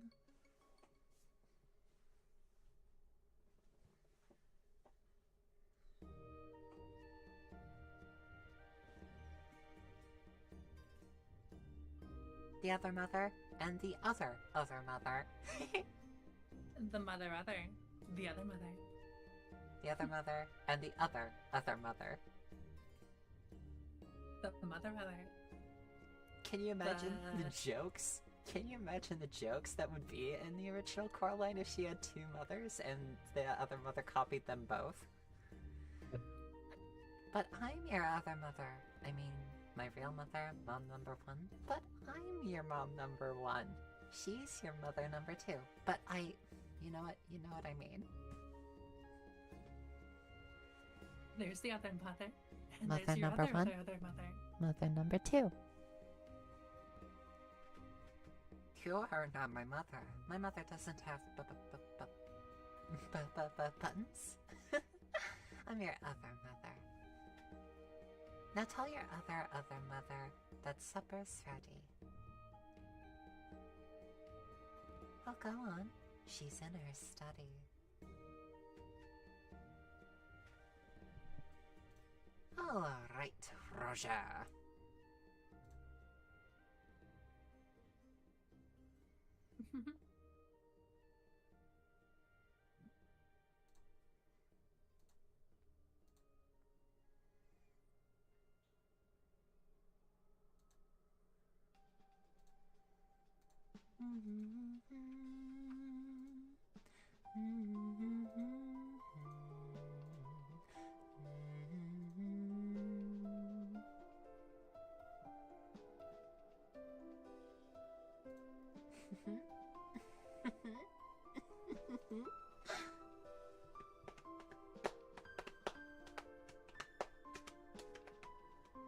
Viola says, Cutiefox, quit making your fans have gay panic attacks.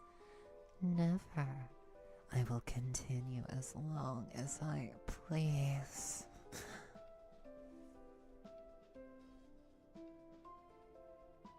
Tiny says, saw a question on the Has-Been subreddit of what characters people didn't think Charlie would be able to do something to, and the bell time got brought up a few times, which, yeah. Da, da, da, da. Da, da, da, da, da, da, da. Na, da, da, da, da, da, da, da, da, da. Ya, da, da, da.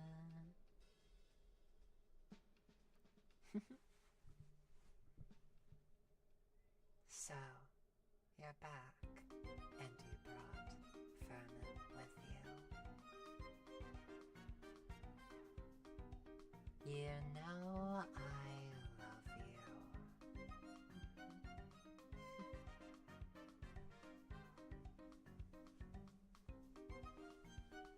Bracing says, I need some Dom vibes. I'm feeling tiny today. Beautiful humming, by the way. Thank you so very much, Bracing.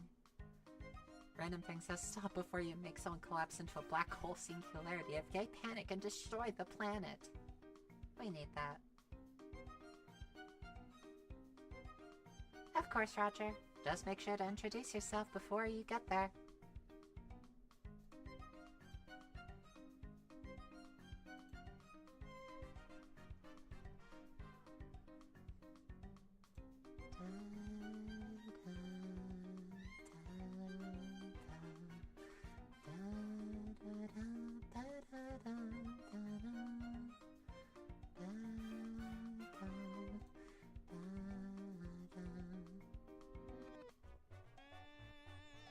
Hotep says, oh no, the other mother dropped the fluffer nutter on the table runner. Viola says, you have a real funny way of showing it. So, do you have them, the ghost eyes?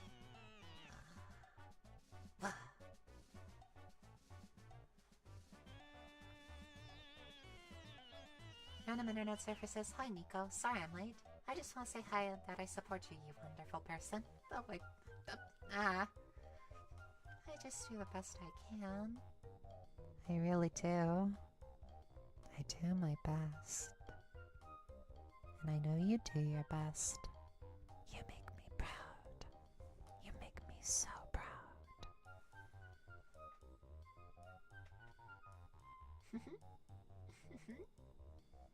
Aww. Oh, of course. You do wonderful things. I'm proud to know you. So continue to do the best that you can do.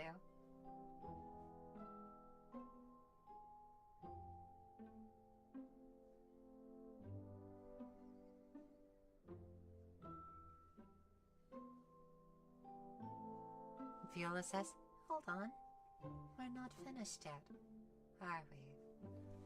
No, I suppose not. After all, you still need to find your old parents, don't you? Too bad you won't have this.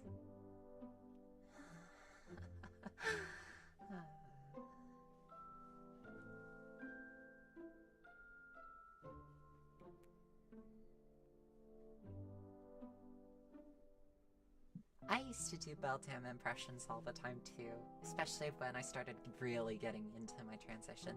It was her, it was GLaDOS, it was a couple others. Others? Like other mothers? Well, the Beldam is the other mother.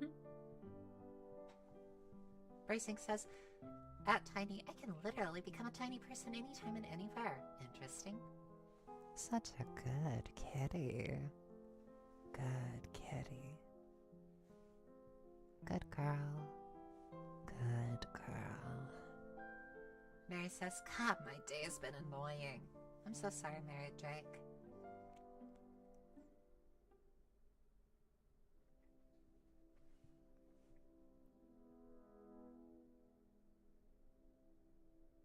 Viola says, I already know where you've hidden them.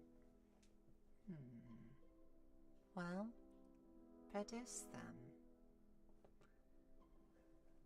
Otep says, no wonder other mother can't clean off the clutter when other mothers keeps dropping fluffernutters on table runners. Bracing says, who says I'm a good kitty? Tommy Pearl says, I just picked my phone up and immediately dropped it. God damn it, Nico. Oh, hugs and nuzzles. Nuzzles and hugs.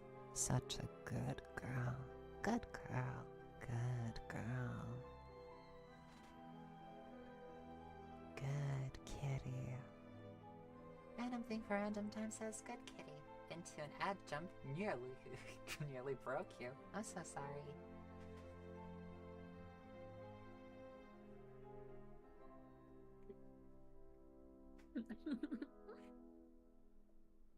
Tiny Portal says, nuzzle, nuzzle. Nuzzle, nuzzle. The thought of, such a good kitty. Do you want a break from the ads? Do you want a break from the ads? Do you want a break from the ads? Viola says, they're behind that door. Oh, they are they?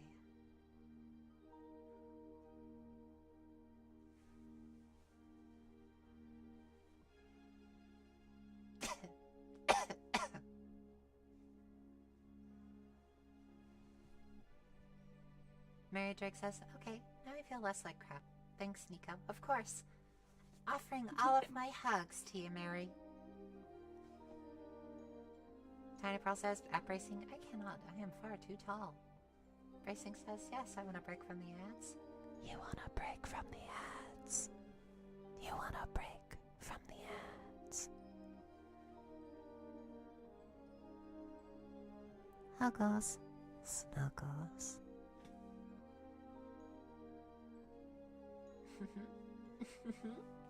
Gotta say, this is so much fun. I love getting really back into streaming. Nice. Yeah, it takes a little bit of energy here and there, but with a little bit of pressure, I think that I'm able to fill up most of the space with air. Aww. Roger says, "Good, kitty. Do you want to break from this crumbling flesh prison that holds your soul? Look no further, for we have this product, the Industrial Meat Grinder 9000. Oh, gods. Tiny Pearl says, "Replace the Spotify voice with that, and I will happily watch the ads." Actually, never mind. I like the guy's voice, too. So interchange them. One a guy, one a girl. Do you want to break from the ads? Do you want to break from the ads? Do you want to break from the ads?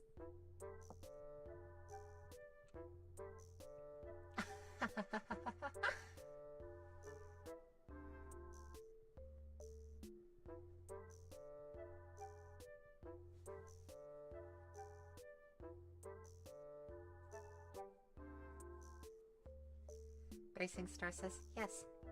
Otep says, "Silly idea for a video. A fake ad break that's part of the video and is you calling out to your fan base." Oh, is you calling out your fan base? What'd I call you out for? Being just a little bit silly sometimes. Hey, Viola, it kind of looks like you missed a quote.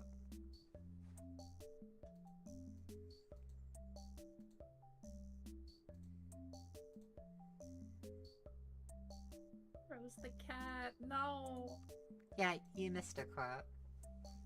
Where Coraline is still goading the other mother.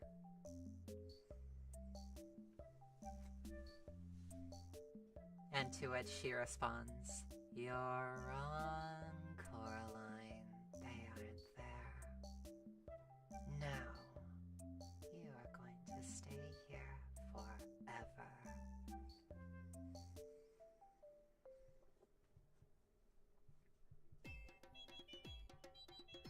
Tiny says, "No, not Keith David." Roger says, "Imagine an ASMR where an ad from a site tries to infect your PC." I like that. It could be a recreation of one of my older videos. It's all good, Viola. It's just that I've watched Coraline a lot, so I kind of know how to recite them beat for beat. It's me being insanely hypersensitive to details.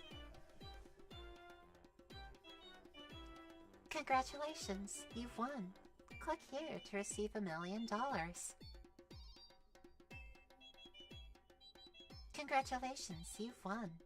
Please click here to receive $1 million. Please click here to receive your prize. Congratulations, you've won. Please don't try to click the X on me. I worked really hard on this.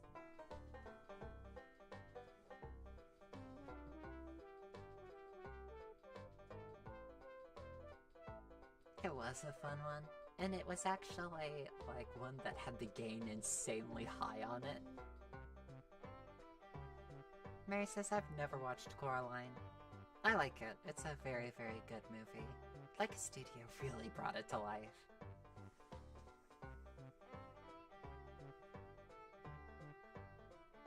Hey Eve, have you ever watched Coraline? I think I've only seen the French French dub of Coraline. Oh yeah, you need to see the English version. Yeah, I think I do. Keith David voices the cat.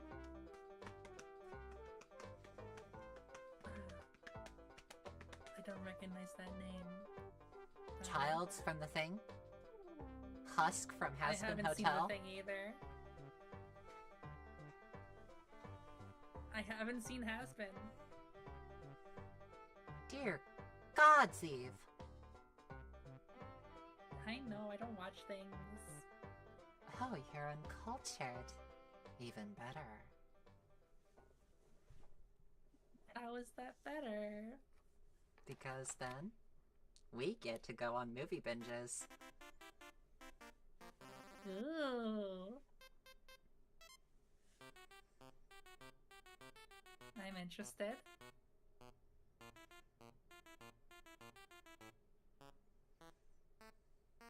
Dr. Facilier from Princess and the Frog.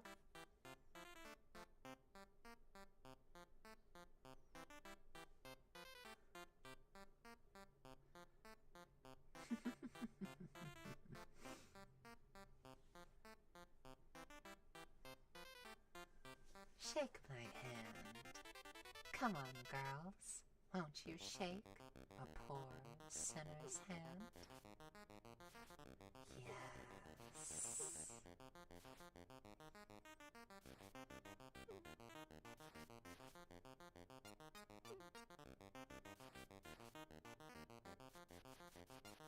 I recognize none of those, Tiny.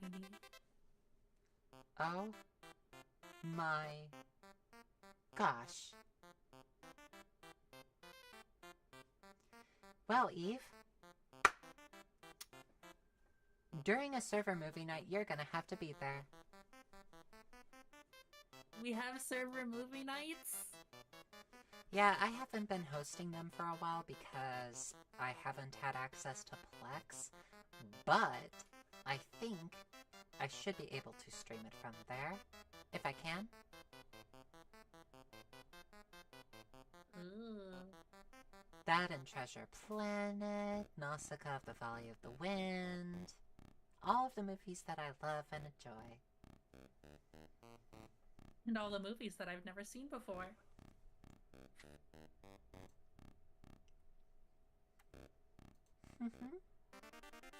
Indeed, indeed. Now doesn't that sound enticing? So very enticing.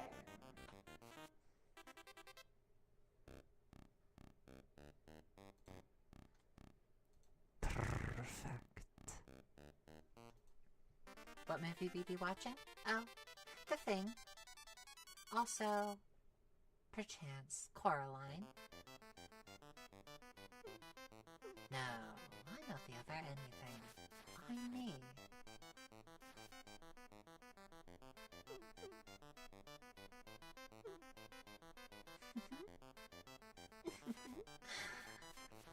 Oh, I do so enjoy this dual mic setup.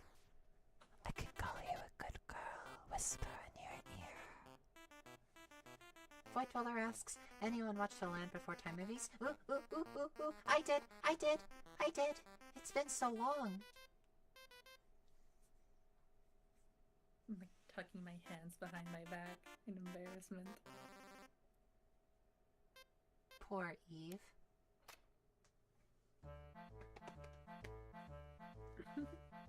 Poor Eve.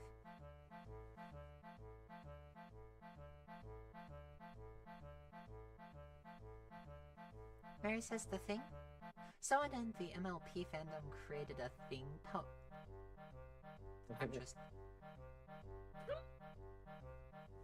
I'm just having to wrap my brain around that for a second. Hang on.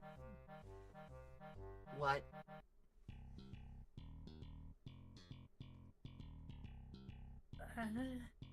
Huh? Huh? What? What? Huh?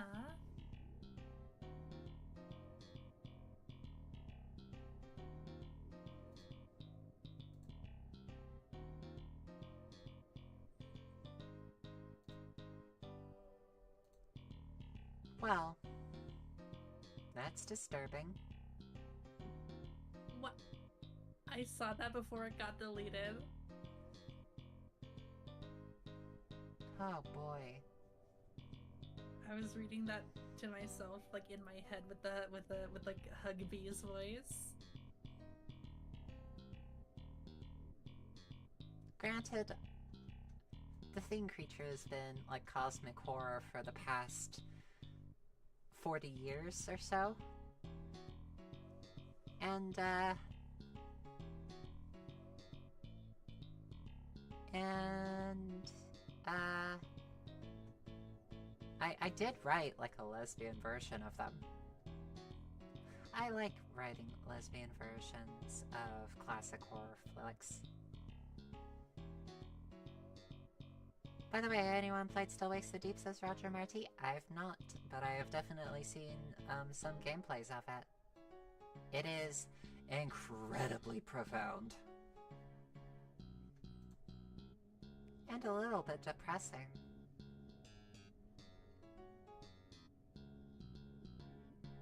I'm craving tacos. Is anyone else craving tacos? Yes, please. I'm craving tacos. Well then, gosh diddly darn. Maybe I should order some tacos. I wish I could do the same.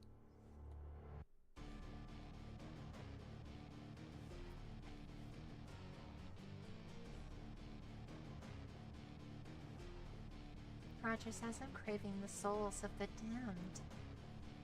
Why are you craving the souls of the damned?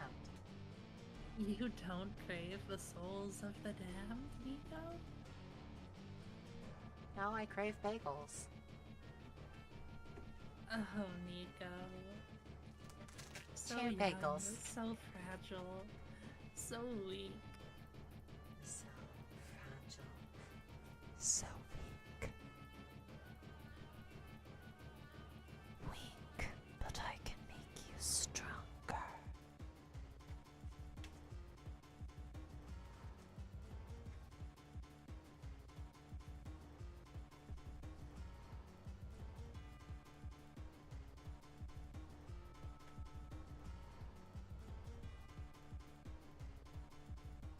Roger says, never mind, I want pizza with pineapple on it.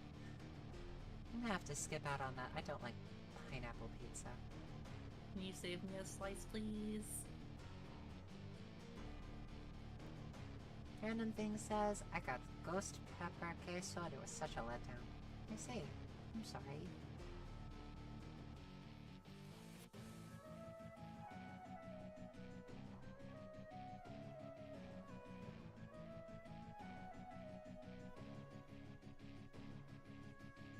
Perfect.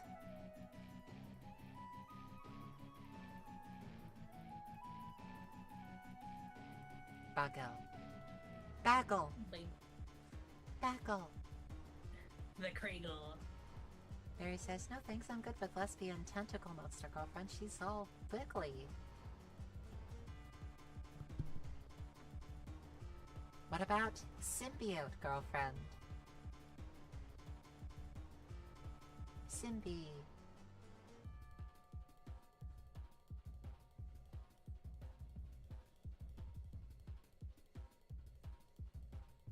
Do you like symbiotes? I like writing symbiotes.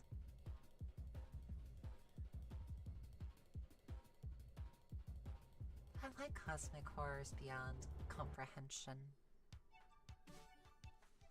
Waiter, waiter, more Eldritch deities, please.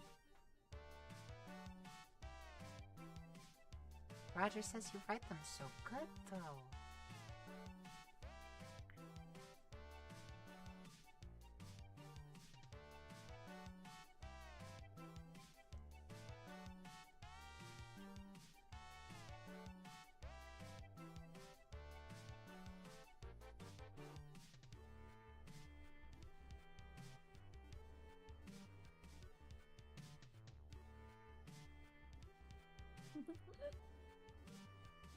Waitress, waitress, more cosmic horror Yuri, please. Of course. Barry says, a little too possessive for my tastes, Nico. What do you mean? Yantra is perfectly wholesome. She would never do anything bad to you.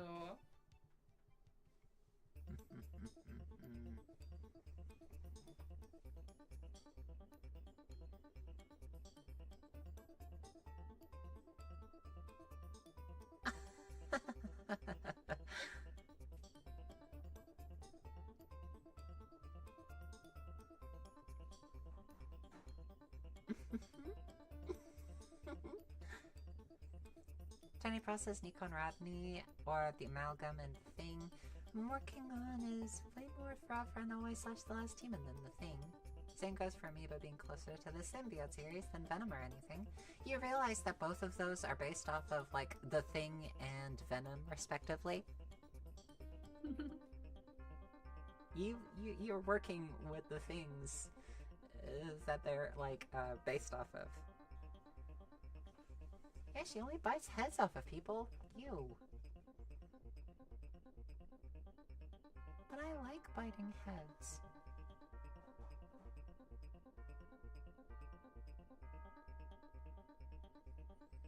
Heads?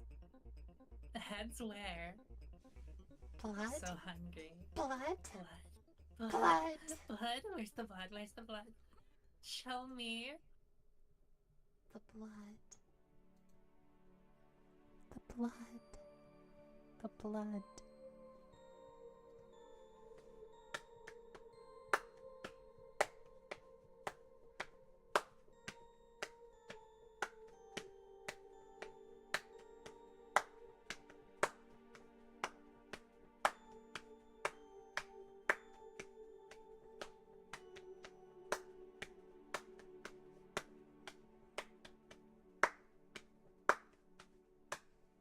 I don't know why I started doing that. Mary says I'm worried about you at times, Nico. This is one of those times. Why? Because I just started saying, blood? All enthusiastically. Blood. Blood. Tiny Puddle says, like the amalgam, obviously in personality, but also in the way that it was in The Last Human remake, where the people it infects don't die. They aren't imitations, but they aren't human anymore.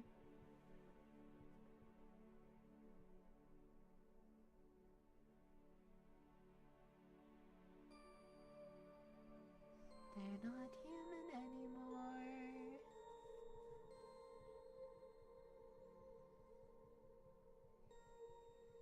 Oh, one might think that they're almost human, though.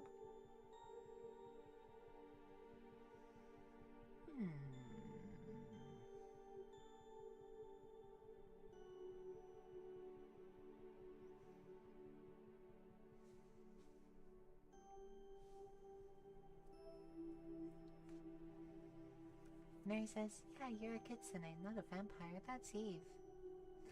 Tep says, blood for the fox girl. Blood for the fox girl. Blood for the fox girl. Void Dweller says, being human is boring. I'll take being a shape-shifting eldritch entity any day.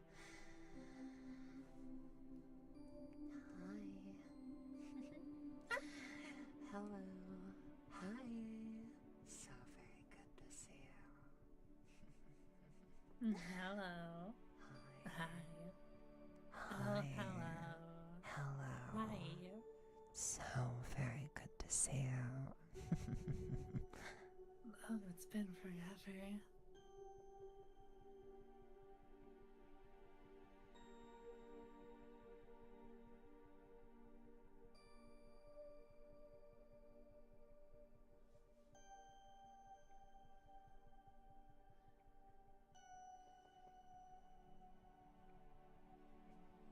Blood? Make a Blood. bone meal for the plants? Can we has blood?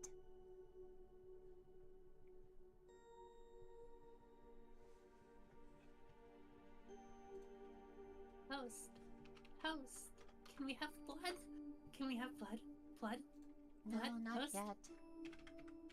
Oh. Oh, Philly. I know, but no blood yet. Mm. No blood yet. Mm. I know you're disappointed, but we'll get blood soon. Yay. Yeah. Right? Right? Oh, so exciting. I'm so happy. Blood.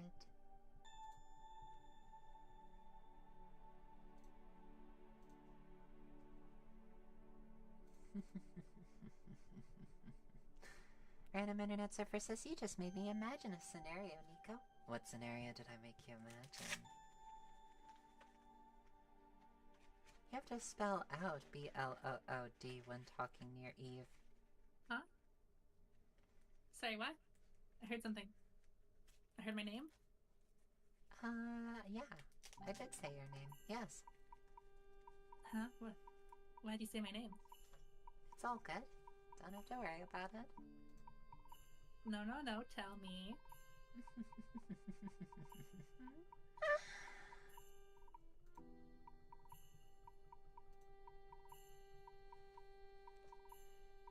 Tiny Pearl says in the way that Min and Zoe act, they're far closer to Misad than Yandra or Venom. They just kind of want to exist. Taxes. Void says, would you try blood that isn't red? Mary says, Nico, Eve, you're a dangerous pair. Too many ideas between you. Oh, you should see me and Ivory. So many ideas. So many ideas. Yandere Loan Shark. What about Yandere Lawyer? Still need to do that one. But I don't know how to write a lawyer. Anyways, I'm gonna go and get myself some more coffee. I will be right back. See you soon. Remember to behave. Good girl.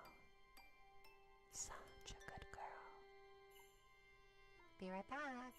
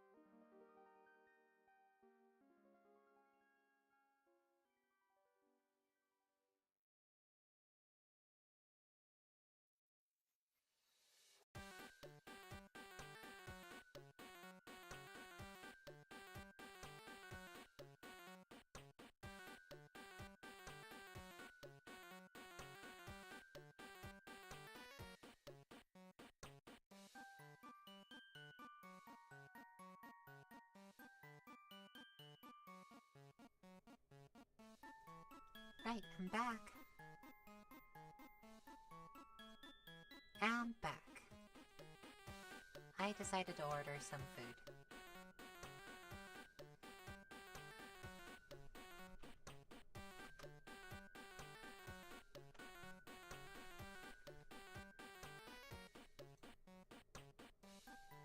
Do a flip?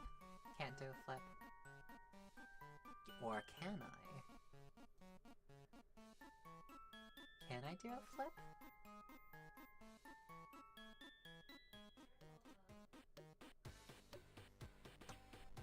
What did you say? Oh, I don't mean like do an actual flip IRL. I doubt I could do that. It's all good.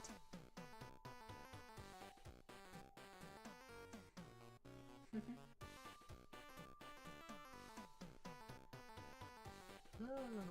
Hi, Time Marshal. Random internet surfer says, Core Protect nears the surface, escaping feral underground lab-made abominations, but finds the most advanced monster interrupting her path. She morphed herself into a beautiful woman capable of speech. She watched the Protect's journey through the camera room and decided to lure her kindly. She sees the Protect is injured and just urges her to give up. Let her end her peacefully. Protect relents into her whims, gets her body absorbed by the monster's woman, who then gives her a new monster body subservient to her. That's a very interesting one. I had one that I think I posted on a post in Blue Sky.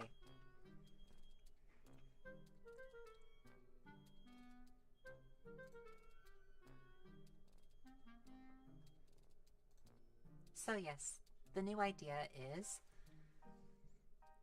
the listener takes a detour through the woods because they got stuck in traffic. They're listening to the radio because why not? Then the radio host starts talking about the listener's exact route, and slowly makes specific comments about the listener herself, and eventually the entity takes over the listener's car, forcing it into park. It's the whole forest. The whole damned forest is gonna kidnap her.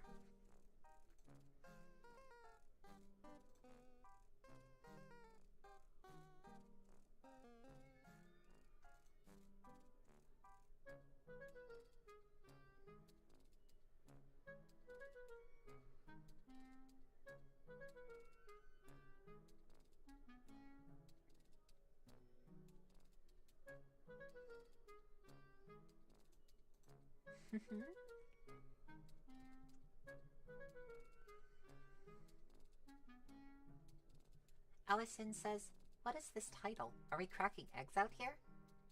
Well, why not? Egg.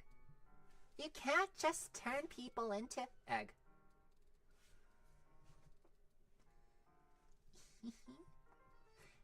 Egg. Egg. Egg. Egg.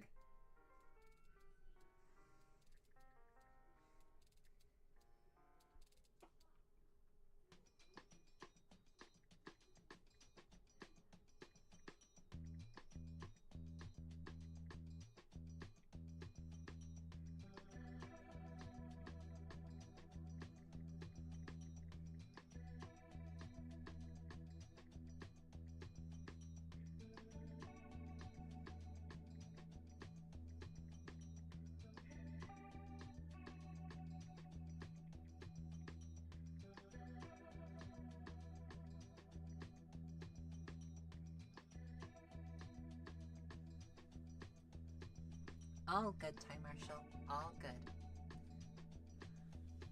Making the mother of all omelets here. Can't fret over every egg. Why won't you die? You can't hurt me, Jack. Nanomachine, son. Don't mess with this, Senator.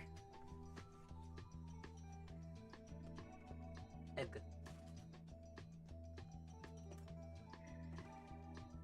Do I like riddles? I love riddles. Hit me with your best riddle.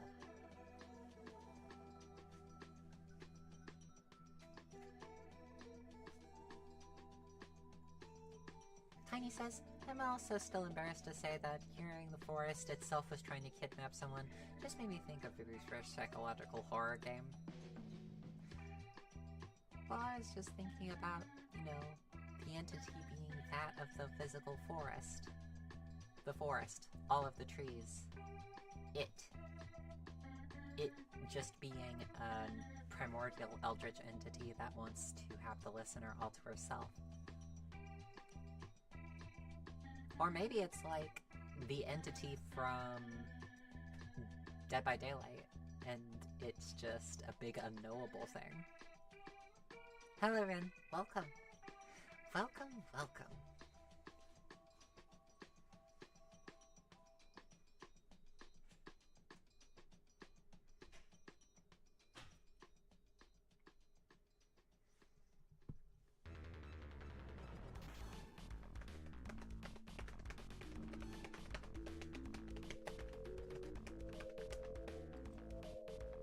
Monster Cat says maybe it's a giant magic chicken.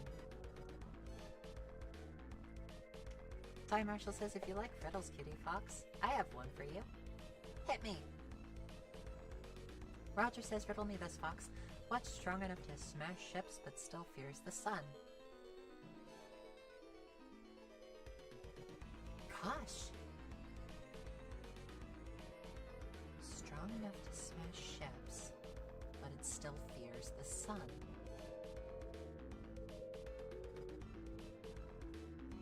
Ice.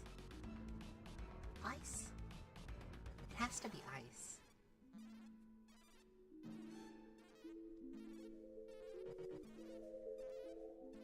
Tiny says, the island is the creatures on the island. It controls the island and everything on it, so the island itself is trying to...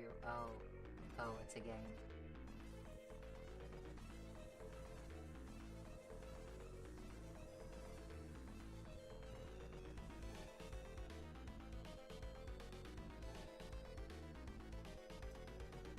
Love you. There's the cutest demon fox Akira that's ever existed. Come here.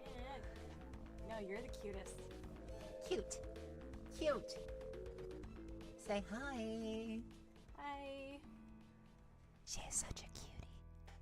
You're the cutie. The demon fox Akira is a cutie. You're the cutie. She's a cutie. Eep. Eep. See? Cutie Stop.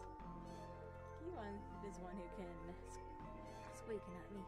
Notep says, I just realized because no one has actually seen Nico, she could theoretically be a literal fox. Unlikely, yes. Akira, keep going! Will this stop me from picturing a fox at the computer streaming? No. Here's the thing though, at one point I did actually stream my IRL face. And some of the older members here who have watched the stream have seen my IRL face. Oh, keep You have a going? face cam Okay. video on You're your a cutie channel, kitty by the way. patootie, and I love you, love you, love you. So cute.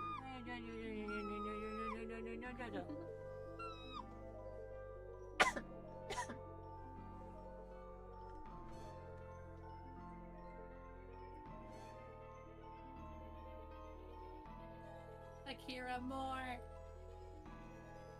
Oh, there's more. Okay. No.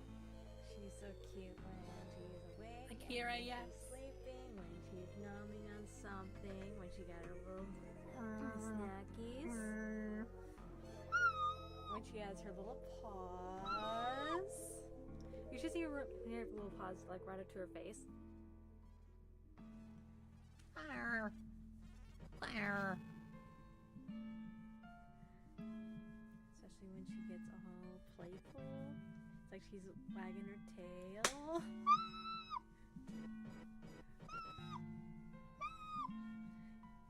If it makes you feel better, Demon Fox Akira is cute as you are. Yes, No, she's very no, cute. no, This is no. what you get. This is what you get. No, you're the cuter one. You're the Fight, cuter fight, one. Fight, You're fight. the cuter one. She's so cute. She can't escape. She's so cute. You're the cute one. You got the fox eyes. You got the cutie fox eyes. Roger says, without fingers I point, without arms I strike, without feet I run. What am I? A clock.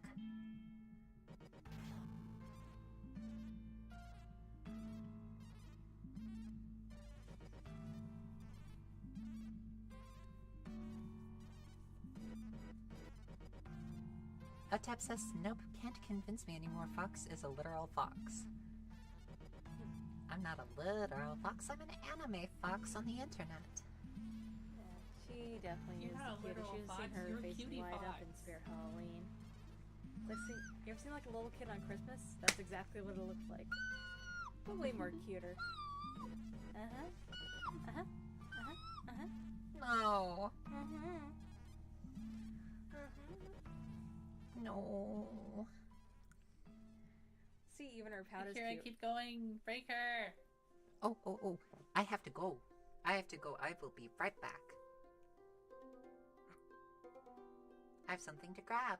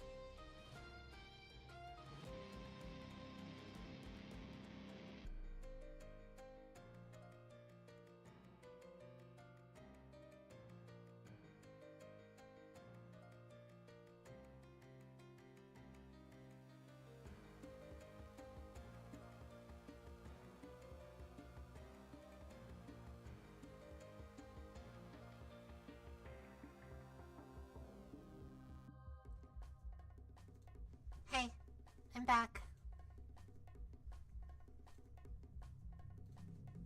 Hi. Hello. Welcome back. Hi, hi. So very good to see you again.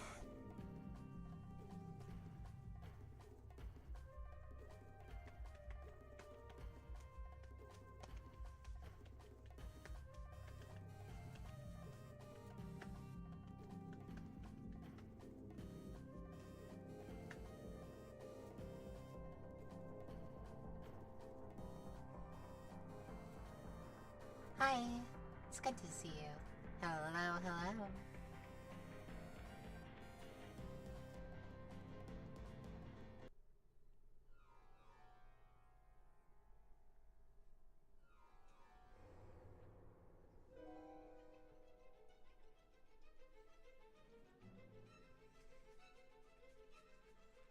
Some believe it is only great power that can hold evil in check, but that is not what I have found.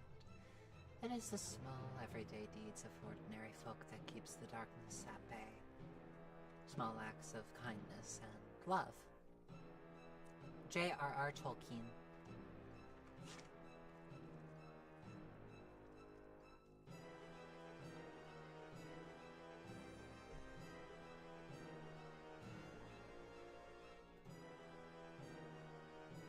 Hello, Monty.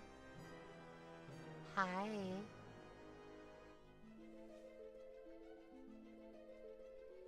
Huh. Roger says I can start a war on one end. I can give you the strength of heroes, or leave you powerless. I may be snared with a glance, but no force can compel me to stay. What am I? Luck.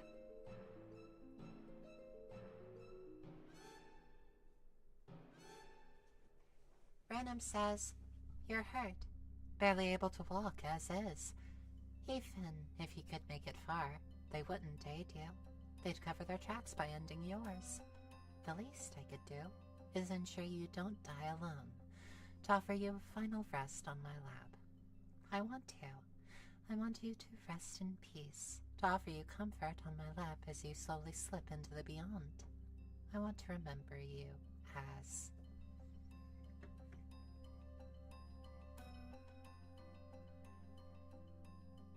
as the brave, beautiful soul you made it to me. To make it to me. Whew.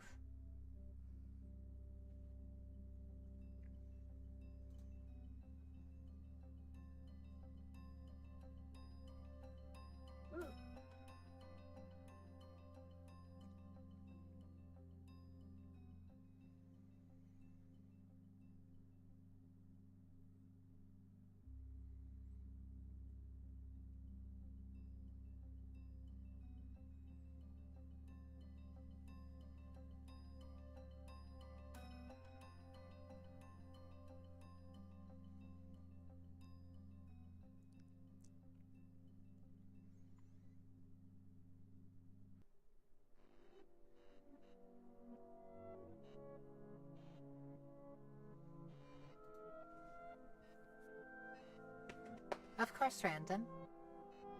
Mary says, accept that darkness is not any kind of negative. The worst things are very often done right out in the open during the full light of the day.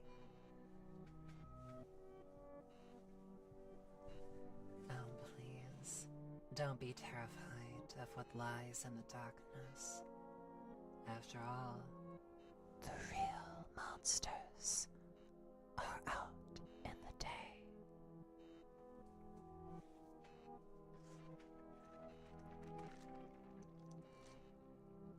The true evil walks around in broad daylight. Yes.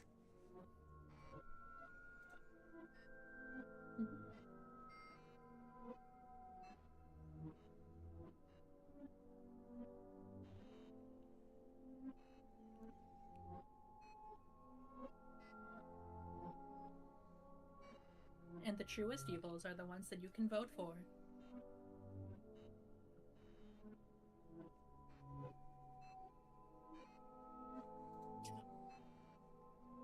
Riddle for you. This famous detective has one for the road. You can work out his name if you know it's a code.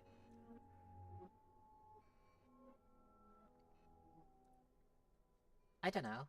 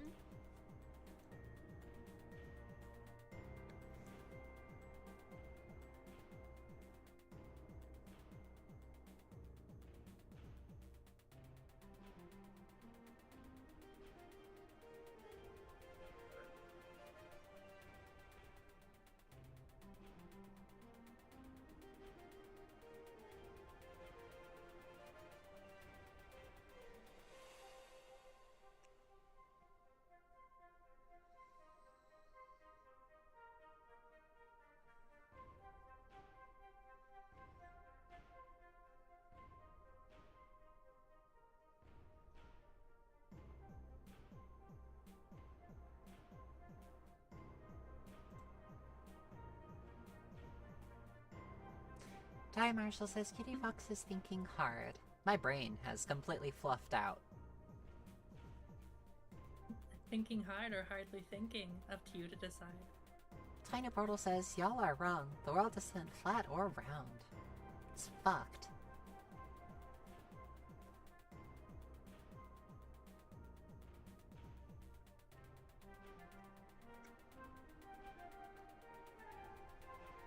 Mary says, no, Eve. Those are the corporations that own those people. Answer, Morse code.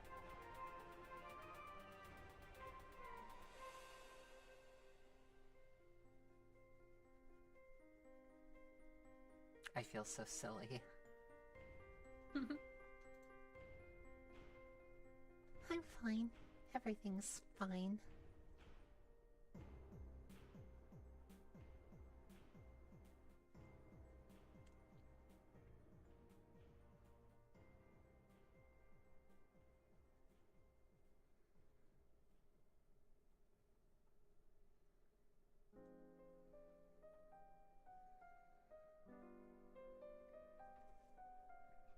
Oh, gods. Oh, gods. What? What? Huh? I decided to, hop on Blue Sky for just a little bit, and then I realized that the Cheeto has... The Cheeto has picked an actual sex trafficker, Republican Matt Gaetz, to Attorney General position. Fun.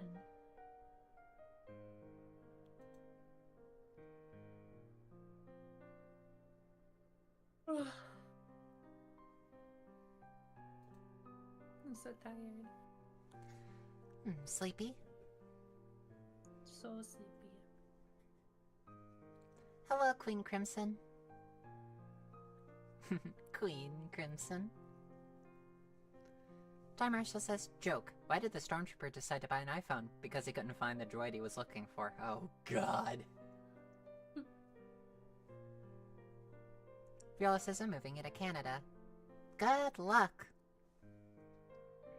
I'm gonna continue fighting in the United States for as long as possible. They're not gonna kick me out that easily, but if I do have to flee, fleeing to Canada is definitely my move too. I will claim asylum, and I hope to one day be a good entertainer for the banner of Canada.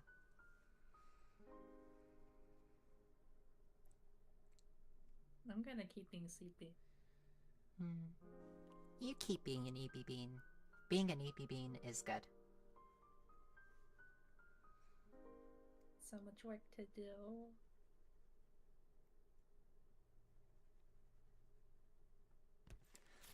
Random Internet Surfer says, unrelated to everything, but I got a cool Megatron quote from IDW here. I've heard that it said that we only gain wisdom through suffering. And tonight, I intend to make you very wise.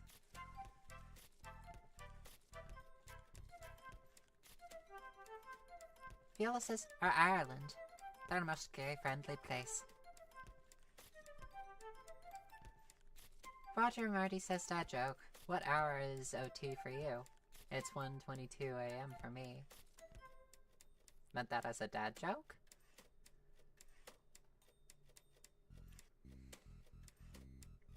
Tiny Portal says, go talk to Ethos Lab while you're up there. Tell him to throw away his 5-year-old box of cleaned that he keeps his microphone in to stabilize it. What?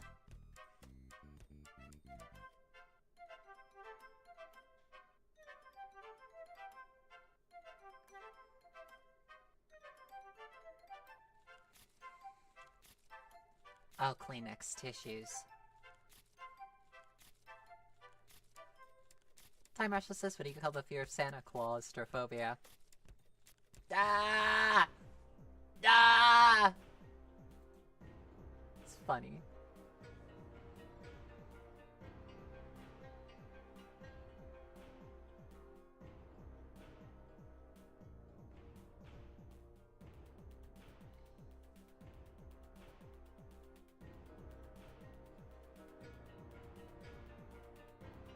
My brain's not braining enough to the point where I have to go and get my shark just so that I can stay at my computer. Shark. And I have food. Ekani says, I heard Belgium is nice. Good chocolate, very trans-friendly, or so I've heard. Yep. So long as you're willing to learn a whole heaping amount of Dutch really, really quickly and treat it as your first language.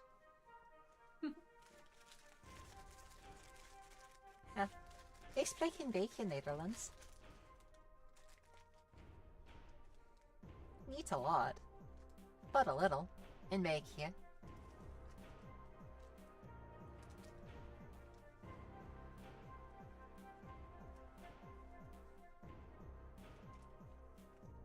A little bit of Deutsch, a little, Espanol, and a little bit of Netherlands. I know a little bit of Japanese, just a little. Mostly to apologize. Or to say excuse me. Sumimasen. And, gomenasai. And, arigato.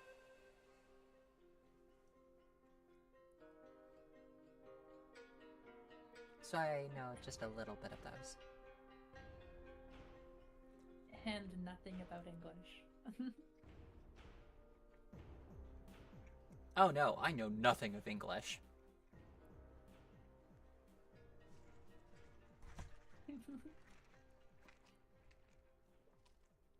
Yeah, no, you know nothing but English. That's why like you keep having to hide that like tab of Google Translate. Sorry, what? Huh? What did you say? I don't know. I'm so tired. Atep says I unfortunately must go. Good night, Fox. Ah! Good night. Good night, Otep fan. Hello, Mike Boyle. Yeah? Oh, I've got a better joke. Hey, what's a Pete's favorite DJ artist? Merit Nera? Sorry, that was too cheesy.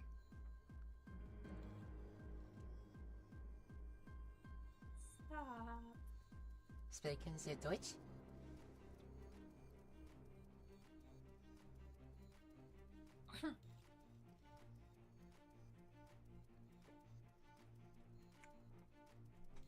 Your brain is clearly not braining right now, Eve. Time Marshall says, what is a fake spaghetti called? An impasta. Oh.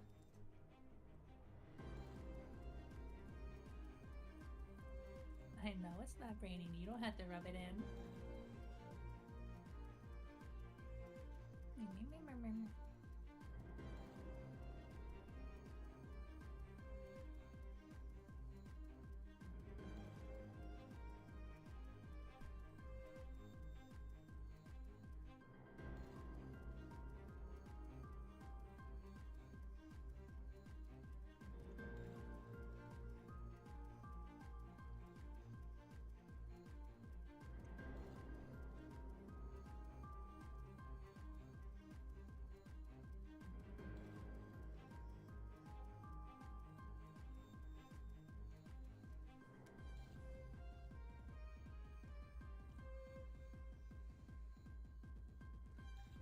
Ich tue weh?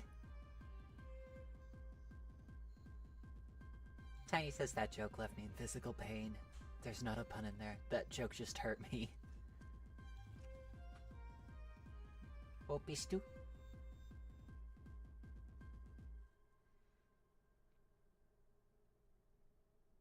Time Marshall says, what's the plan's favorite drink? Root beer. Ah!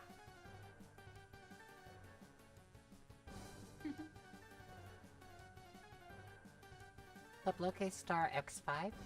Welcome! I don't think I've ever seen you here before. Welcome! Hi. Good to see you. Welcome, welcome.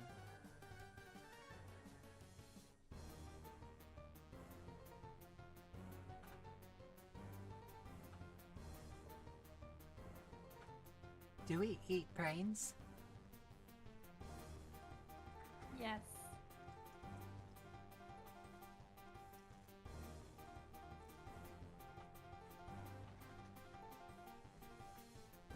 Regardless, welcome.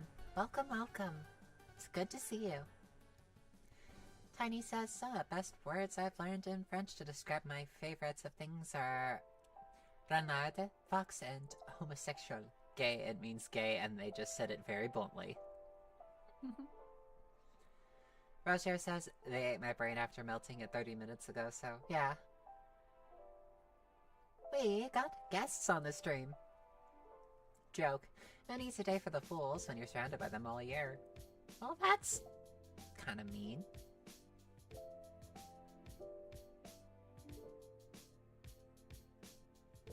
Mike says, oh knows I'm just naming Ramstein songs right. Ha!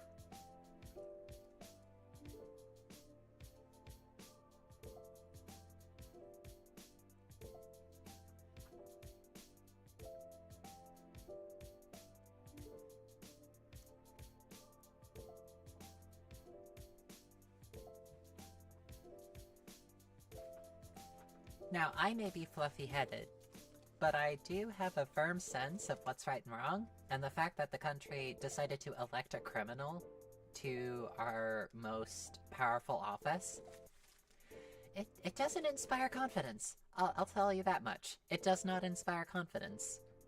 It also means that, we're probably the best it gets.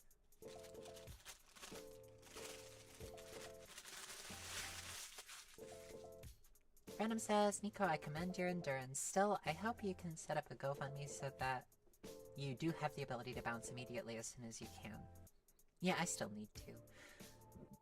Oh, excuse me, I still need to. I still need to figure out exactly how to word it.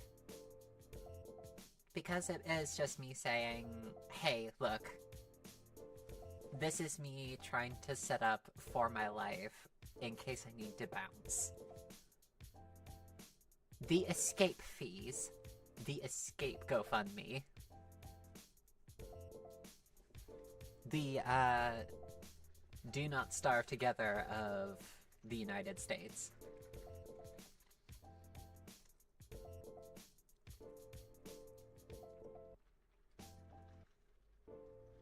Mike says, yep, we'll be in for a rude awakening because, again, cheap, unskilled labor.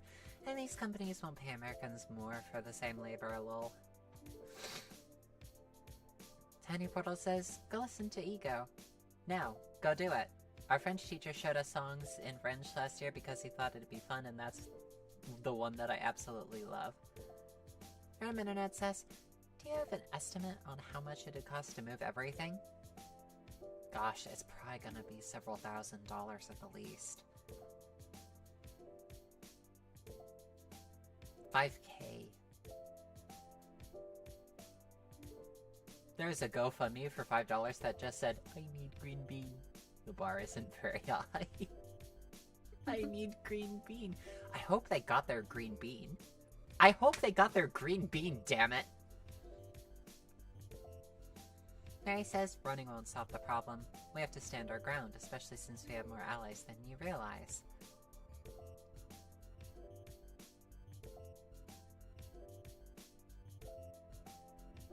Well, yeah, I agree. Where you can, you should absolutely stay and fight. But if you don't have the energy to fight them, but you do have the energy to flee. Get to someplace safe. I don't suggest risking your life and fighting off the fascistic horde when you can survive.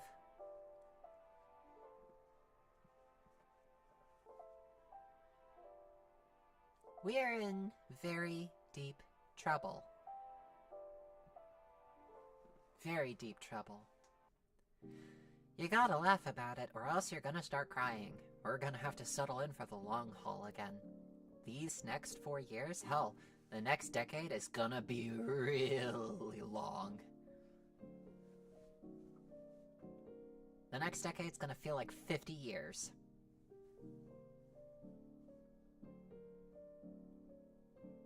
And it is going to suck. It is gonna suck majorly. I recognized that it was gonna suck the second I heard the news that we had basically just lost the election to a Cheeto. How do we lose an election to a rotten fucking Cheeto? You know the man's a criminal, right?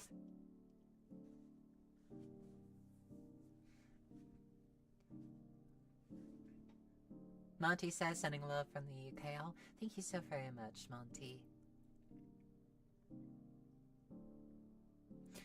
Tiny says, someone pointed out that the economic pattern of recent USA and pre-revolution France and they're very similar. The problem with is that the United States citizens don't have the balls to revolt.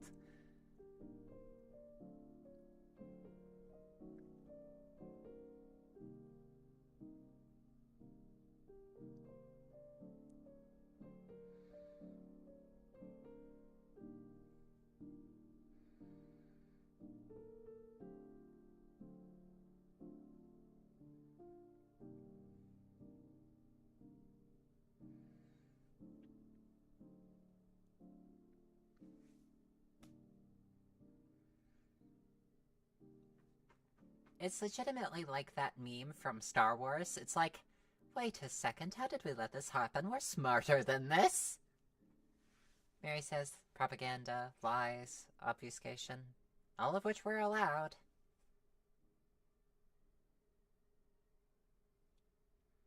The worst part is that J.D. Vance is vice president-elect.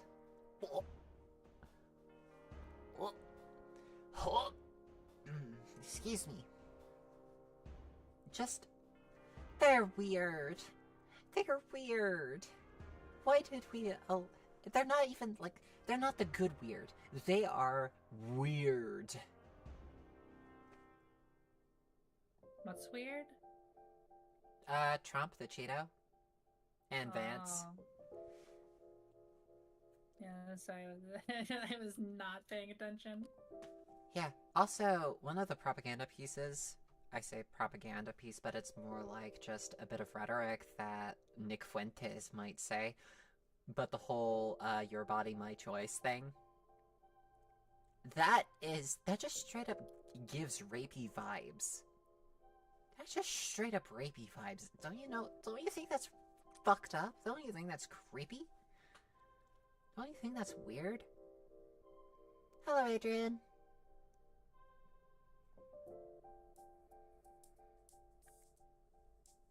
Viola says, I gotta go. My friend says she wanna hang out with me and she's been acting weird around me lately, so I'm gonna ask her about it, so wish me luck.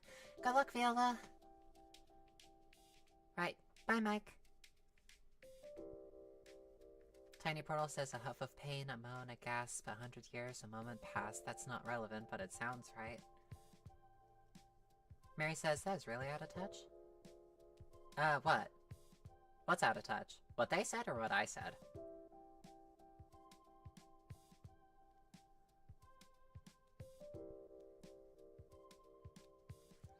Now I'm gonna have to look it up because now I don't remember the origin of the saying.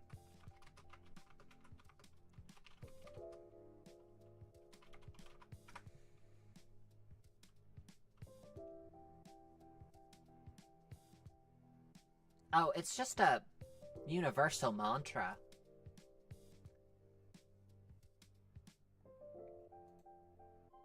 It's just a universal mantra now from the misogynistic right.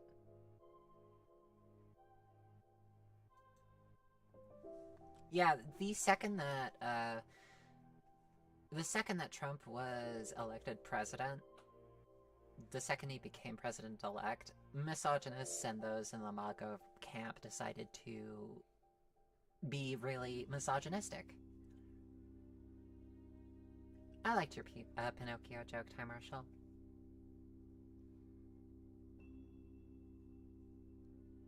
Basically, because the MAGA fucks have won, they feel entitlement to physically hurt us, as well as throw us verbal insults. It's gonna suck. It really, truly is, because they're gonna try to force us back into the closet, they're gonna try to kill us, and it's going to hurt. It's gonna freaking hurt. So please, try to keep that hope and try to stay safe out there. This, if nothing else. Because it sucks. It really, truly does. And I know that I'm not, like, the most knowledgeable about this, and I need to do more research. My politics are really, really freaking dull, and I've allowed them to be dull for far too long. Basically, over the course of the weekend, I'm going to have to learn guitar, learn my politics, and become a really, really good public speaker and run for governor. Hey, Akira, do you think I could run for governor? Yeah. Do you think I could succeed as governor? As long as you got a, let's see. I think you gotta be a certain age. Okay. And have a very clean record. And basically, as long as you're not clear your lake, you're pretty much shooting. Okay.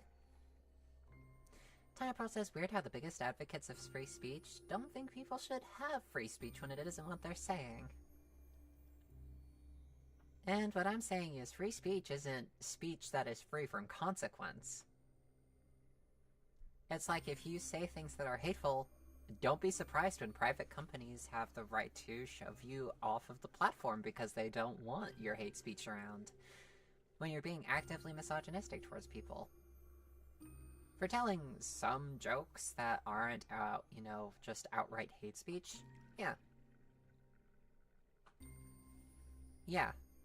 You should have the freedom to publish those jokes, but not when they are outright hateful.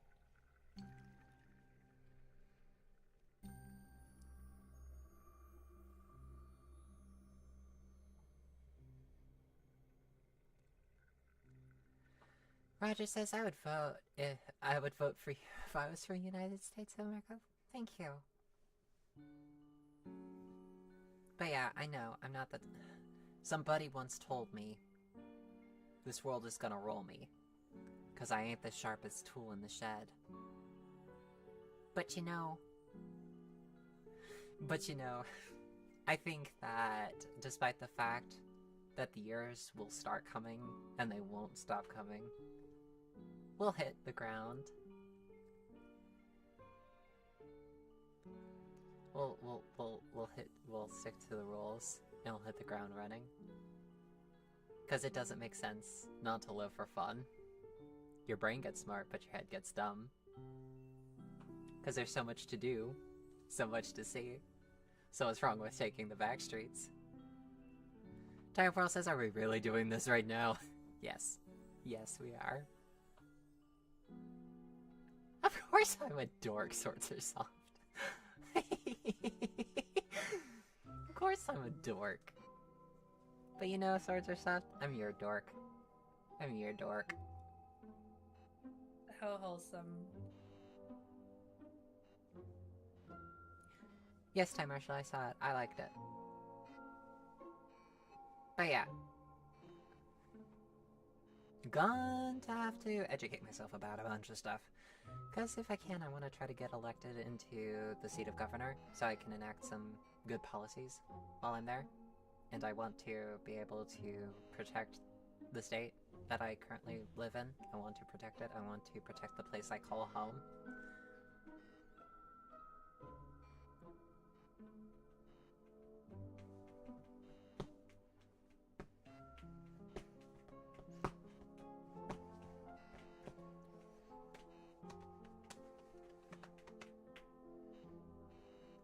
Of course, if I'm not really, like, fit for the office, if it proves to be too much or too complicated, which, who knows, it may very well be, then I might have to find myself in a better position. A position that I can handle.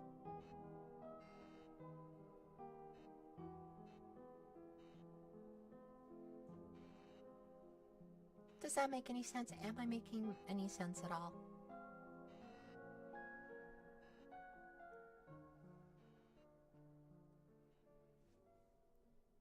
Hey, now you're a rock star. Get your show on. Go. Play.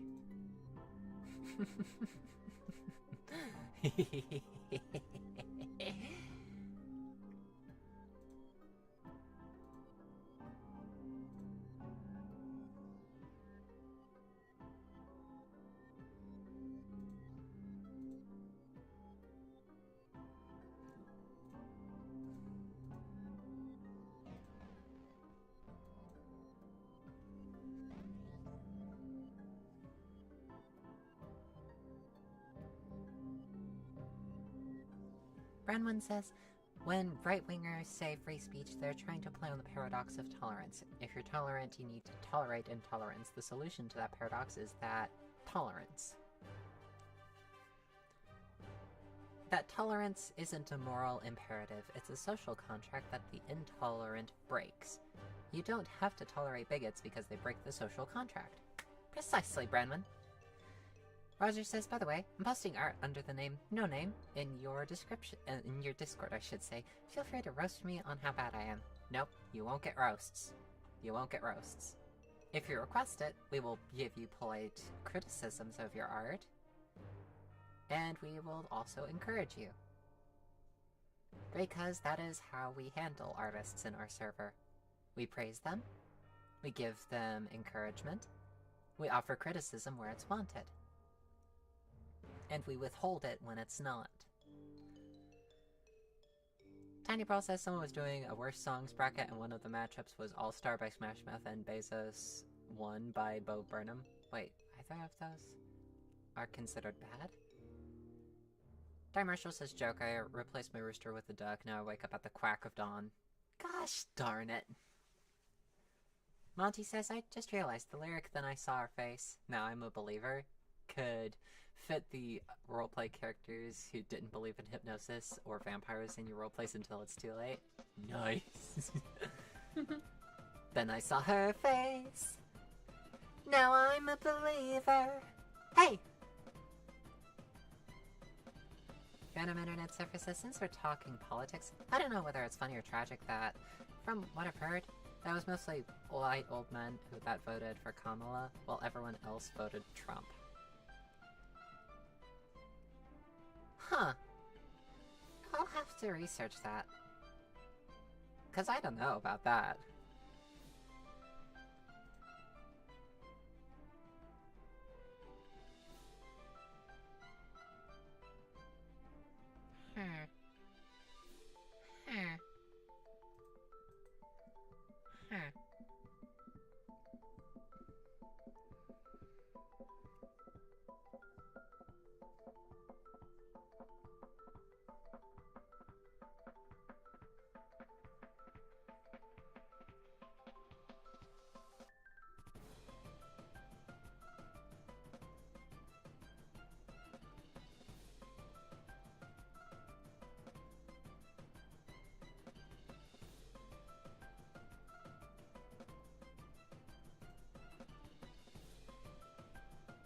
Time Marshall says, joke, got fired from the clock factory.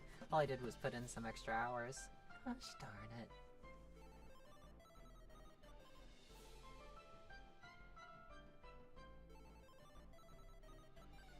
Tiny Pearl says, I recognize that all of the songs I like that were on there. Rat by Penelope Scott, World's Smallest Violin by AJR, High Hopes by Panic at the Disco are bad, but All Star is bloody amazing. All Star is amazing. It's a great song. Hey Big Sis, is All Star amazing? Yep, there you go. All Star is amazing. Also, I know that I removed the In Wonderland part of the tag, but recognize that we are still Cutiefox in Wonderland. Sorcersoft says the Kira's word is final. No. Sorcersoft, is All-Star a good song? Roger says I enjoy working for the weekend of Loverboy. Pearl says, hey, they stole that from Shrek. I'll allow this once, child. Tim Marshall says, why did the orange stop rolling down the hill? It ran out of juice.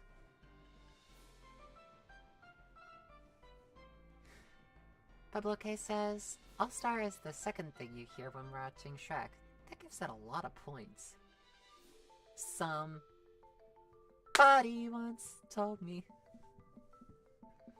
Sorcersoft says, I think so. I haven't listened to it in ages.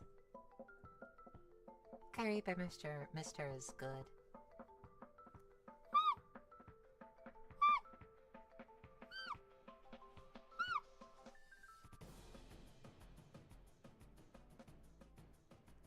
You can post it in the Discord under, off-topic or general.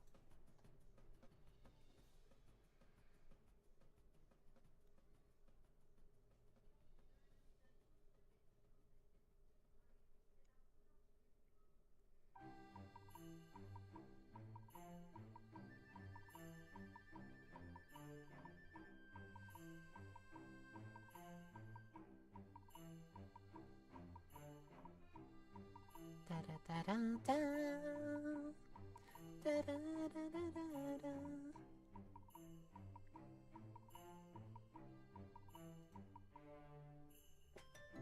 The Discord? Yeah. The Discord server that I've got.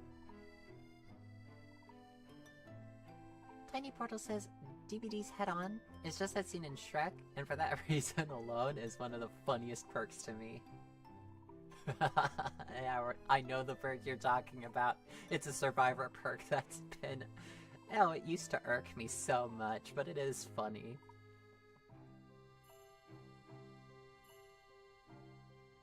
Roger Marty says, by the way, which one was your favorite anime again? Manga too? My favorite anime? My favorite? What is my favorite anime? It's a very, very good question. I think... for the amount I've watched, JoJo's Bizarre Adventure happens to be one of my favorites, if not my outright favorite. Then there's, It's His Time for Torture Princess, which is actually a lot more wholesome than you think it is. Sorcersoft takes notes.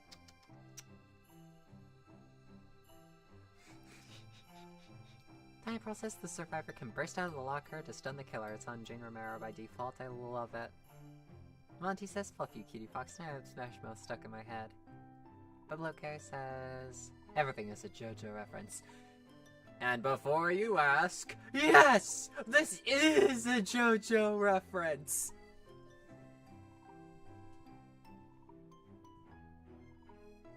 What's that from? Hellsing Abridged. Oh. But most JoJo references are from JoJo's Bizarre Adventure.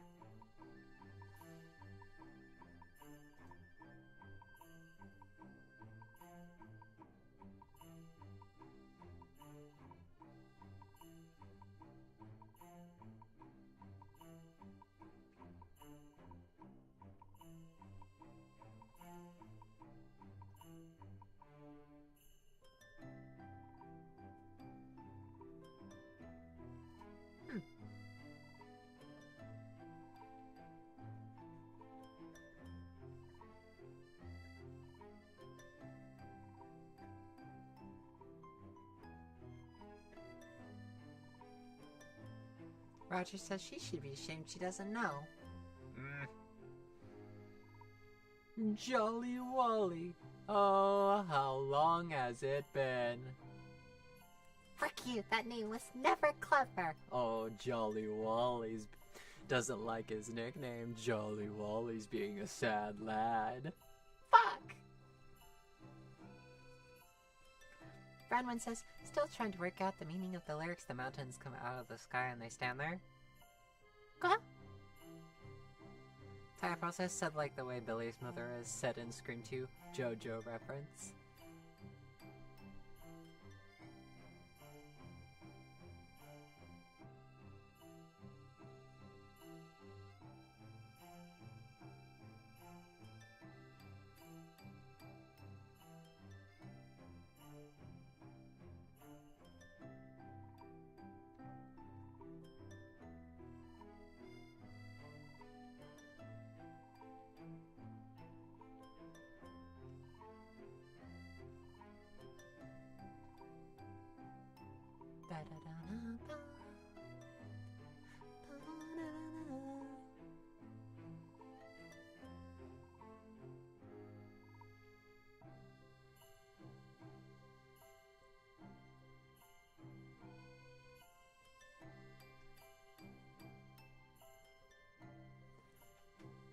Brenman says lyrics from Roundabout, the JoJo talk reminded me.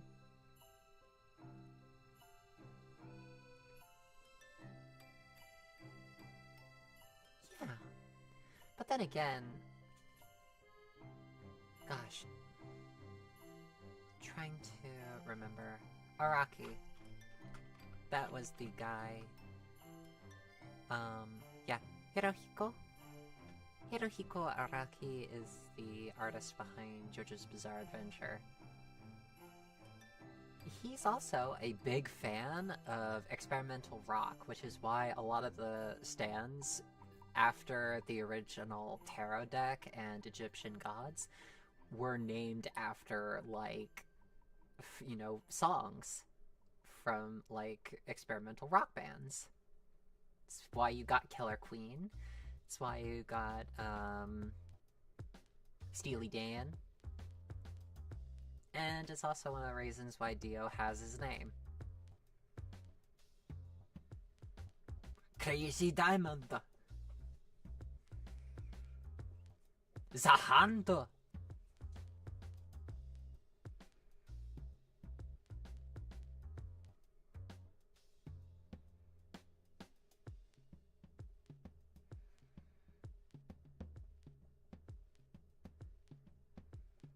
And of course, Red Hot Chili Peppers is a stand. Superfly is a stand. Gosh. Trying to remember. What other stands are there? There's so many. There's so many. There's so many.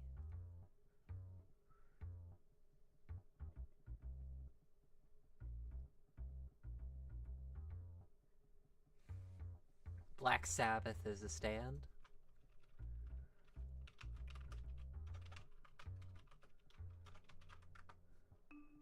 Oh yeah.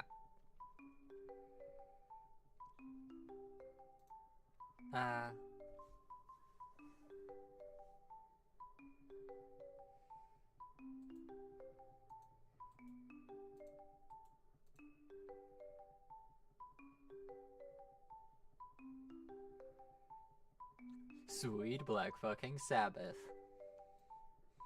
I know that scene. If it isn't the Catholic Church. Progress.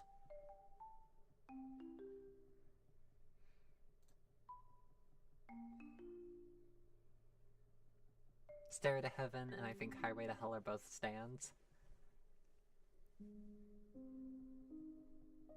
Oh yeah, Heaven's Door is also a stand. And also Cheap Trick is a stand.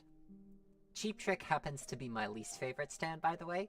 Its main ability is to cling to your back, you can't shake it off, and it keeps fucking talking to you. Also, consequently, if anyone looks at your back, the stand transfers to them and it kills you. So now they have to deal with a stand on their back. That just sounds like a symbiote. Ariel. Except for the fact that it just clings to your back, it doesn't give you any special powers, it is annoying as hell. And there's only one way for, there's only one way for, Kishibe Rohan to get rid of it, which was go down a certain alley that if you turned around as you were walking through it, grabby hands would take you to hell.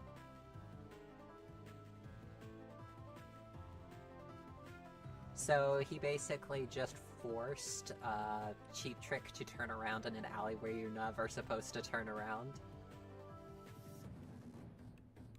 And he didn't even know if he could send people to heaven or hell with the stand ability, but he literally wrote it on Cheap Trick's soul that he's going to hell.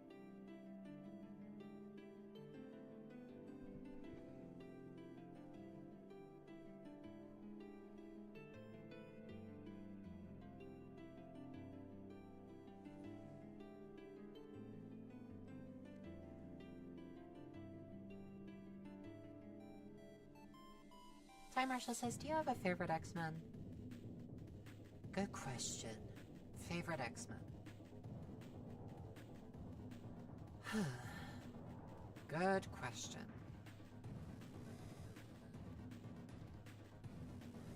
I'll have to think about that.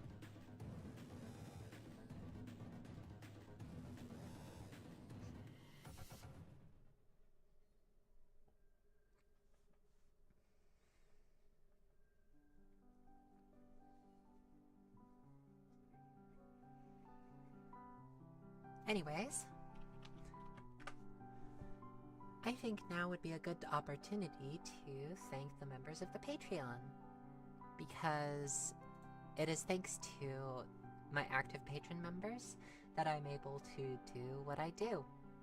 So, a very big thank you to Selgor Agaris, Meriseka Sidasame, Genetic Zero, Jack, William Coles, ZT Mackin, Songbird, Kyra, Void Dweller, T35, Cookie, Iceland Rose, Vibe, Morning Owlet, Branman, Televisio Francus, Dan Muffin Cat, Void, Lauren, Carmack also known as Luna, Parvati, Feathered Lily, Comic TF, Tarsis, Pixaqueen, Jessica, Amy Olgers, Robot Orange, Tiny Portal, Chloe, Beer the Space Witch, Ellipses, ZM Fireflies, TG Lex, Ghost 48, Joanna, Indigo, Kai, Sky, Denny Bobeni, Banana Busboat, Amy DC, TGSTGA, Beatrice Violet, Rochelle B. the Partly Normal Limited, Liliana Sacrovia, Cutie Patootie, Lantern Warrior, Breedable Vaporeon, Eden, Mick Shepherd, Artemis Lake, Captain Aardvark 986, Archdemon Chrissy, Renee Collins, Zendrika, L. Brown, Wadman 2003, Lily Adams, The Lombax, Archibald, Blue Goo, Alice, Colic 92, Nova the Artist, Bob Drew, Lost.Wolf, Prophecy Fulfilled, Tara Bell, DFA Plays, Robot Waifu, and Bloodmouth. Thank you so very much for your support. Without you, myself and the channel would be in a worse position than it is today. So thank you for all of your support. If you want your name read at the end of streams, and if you want to catch The Witch's Experiment as it goes live there, please click the link in the description down below to visit my Patreon. Those who contribute financially will be able to visit to see content that will not see YouTube, as well as early access content. So, there you have it. Thank you so very much. Anyways, I think that will do for me for today. Stay safe out there. Please make sure to drink water, to get food, and to stay safe out there. Surviving is winning after all. Thank you. Bye-bye.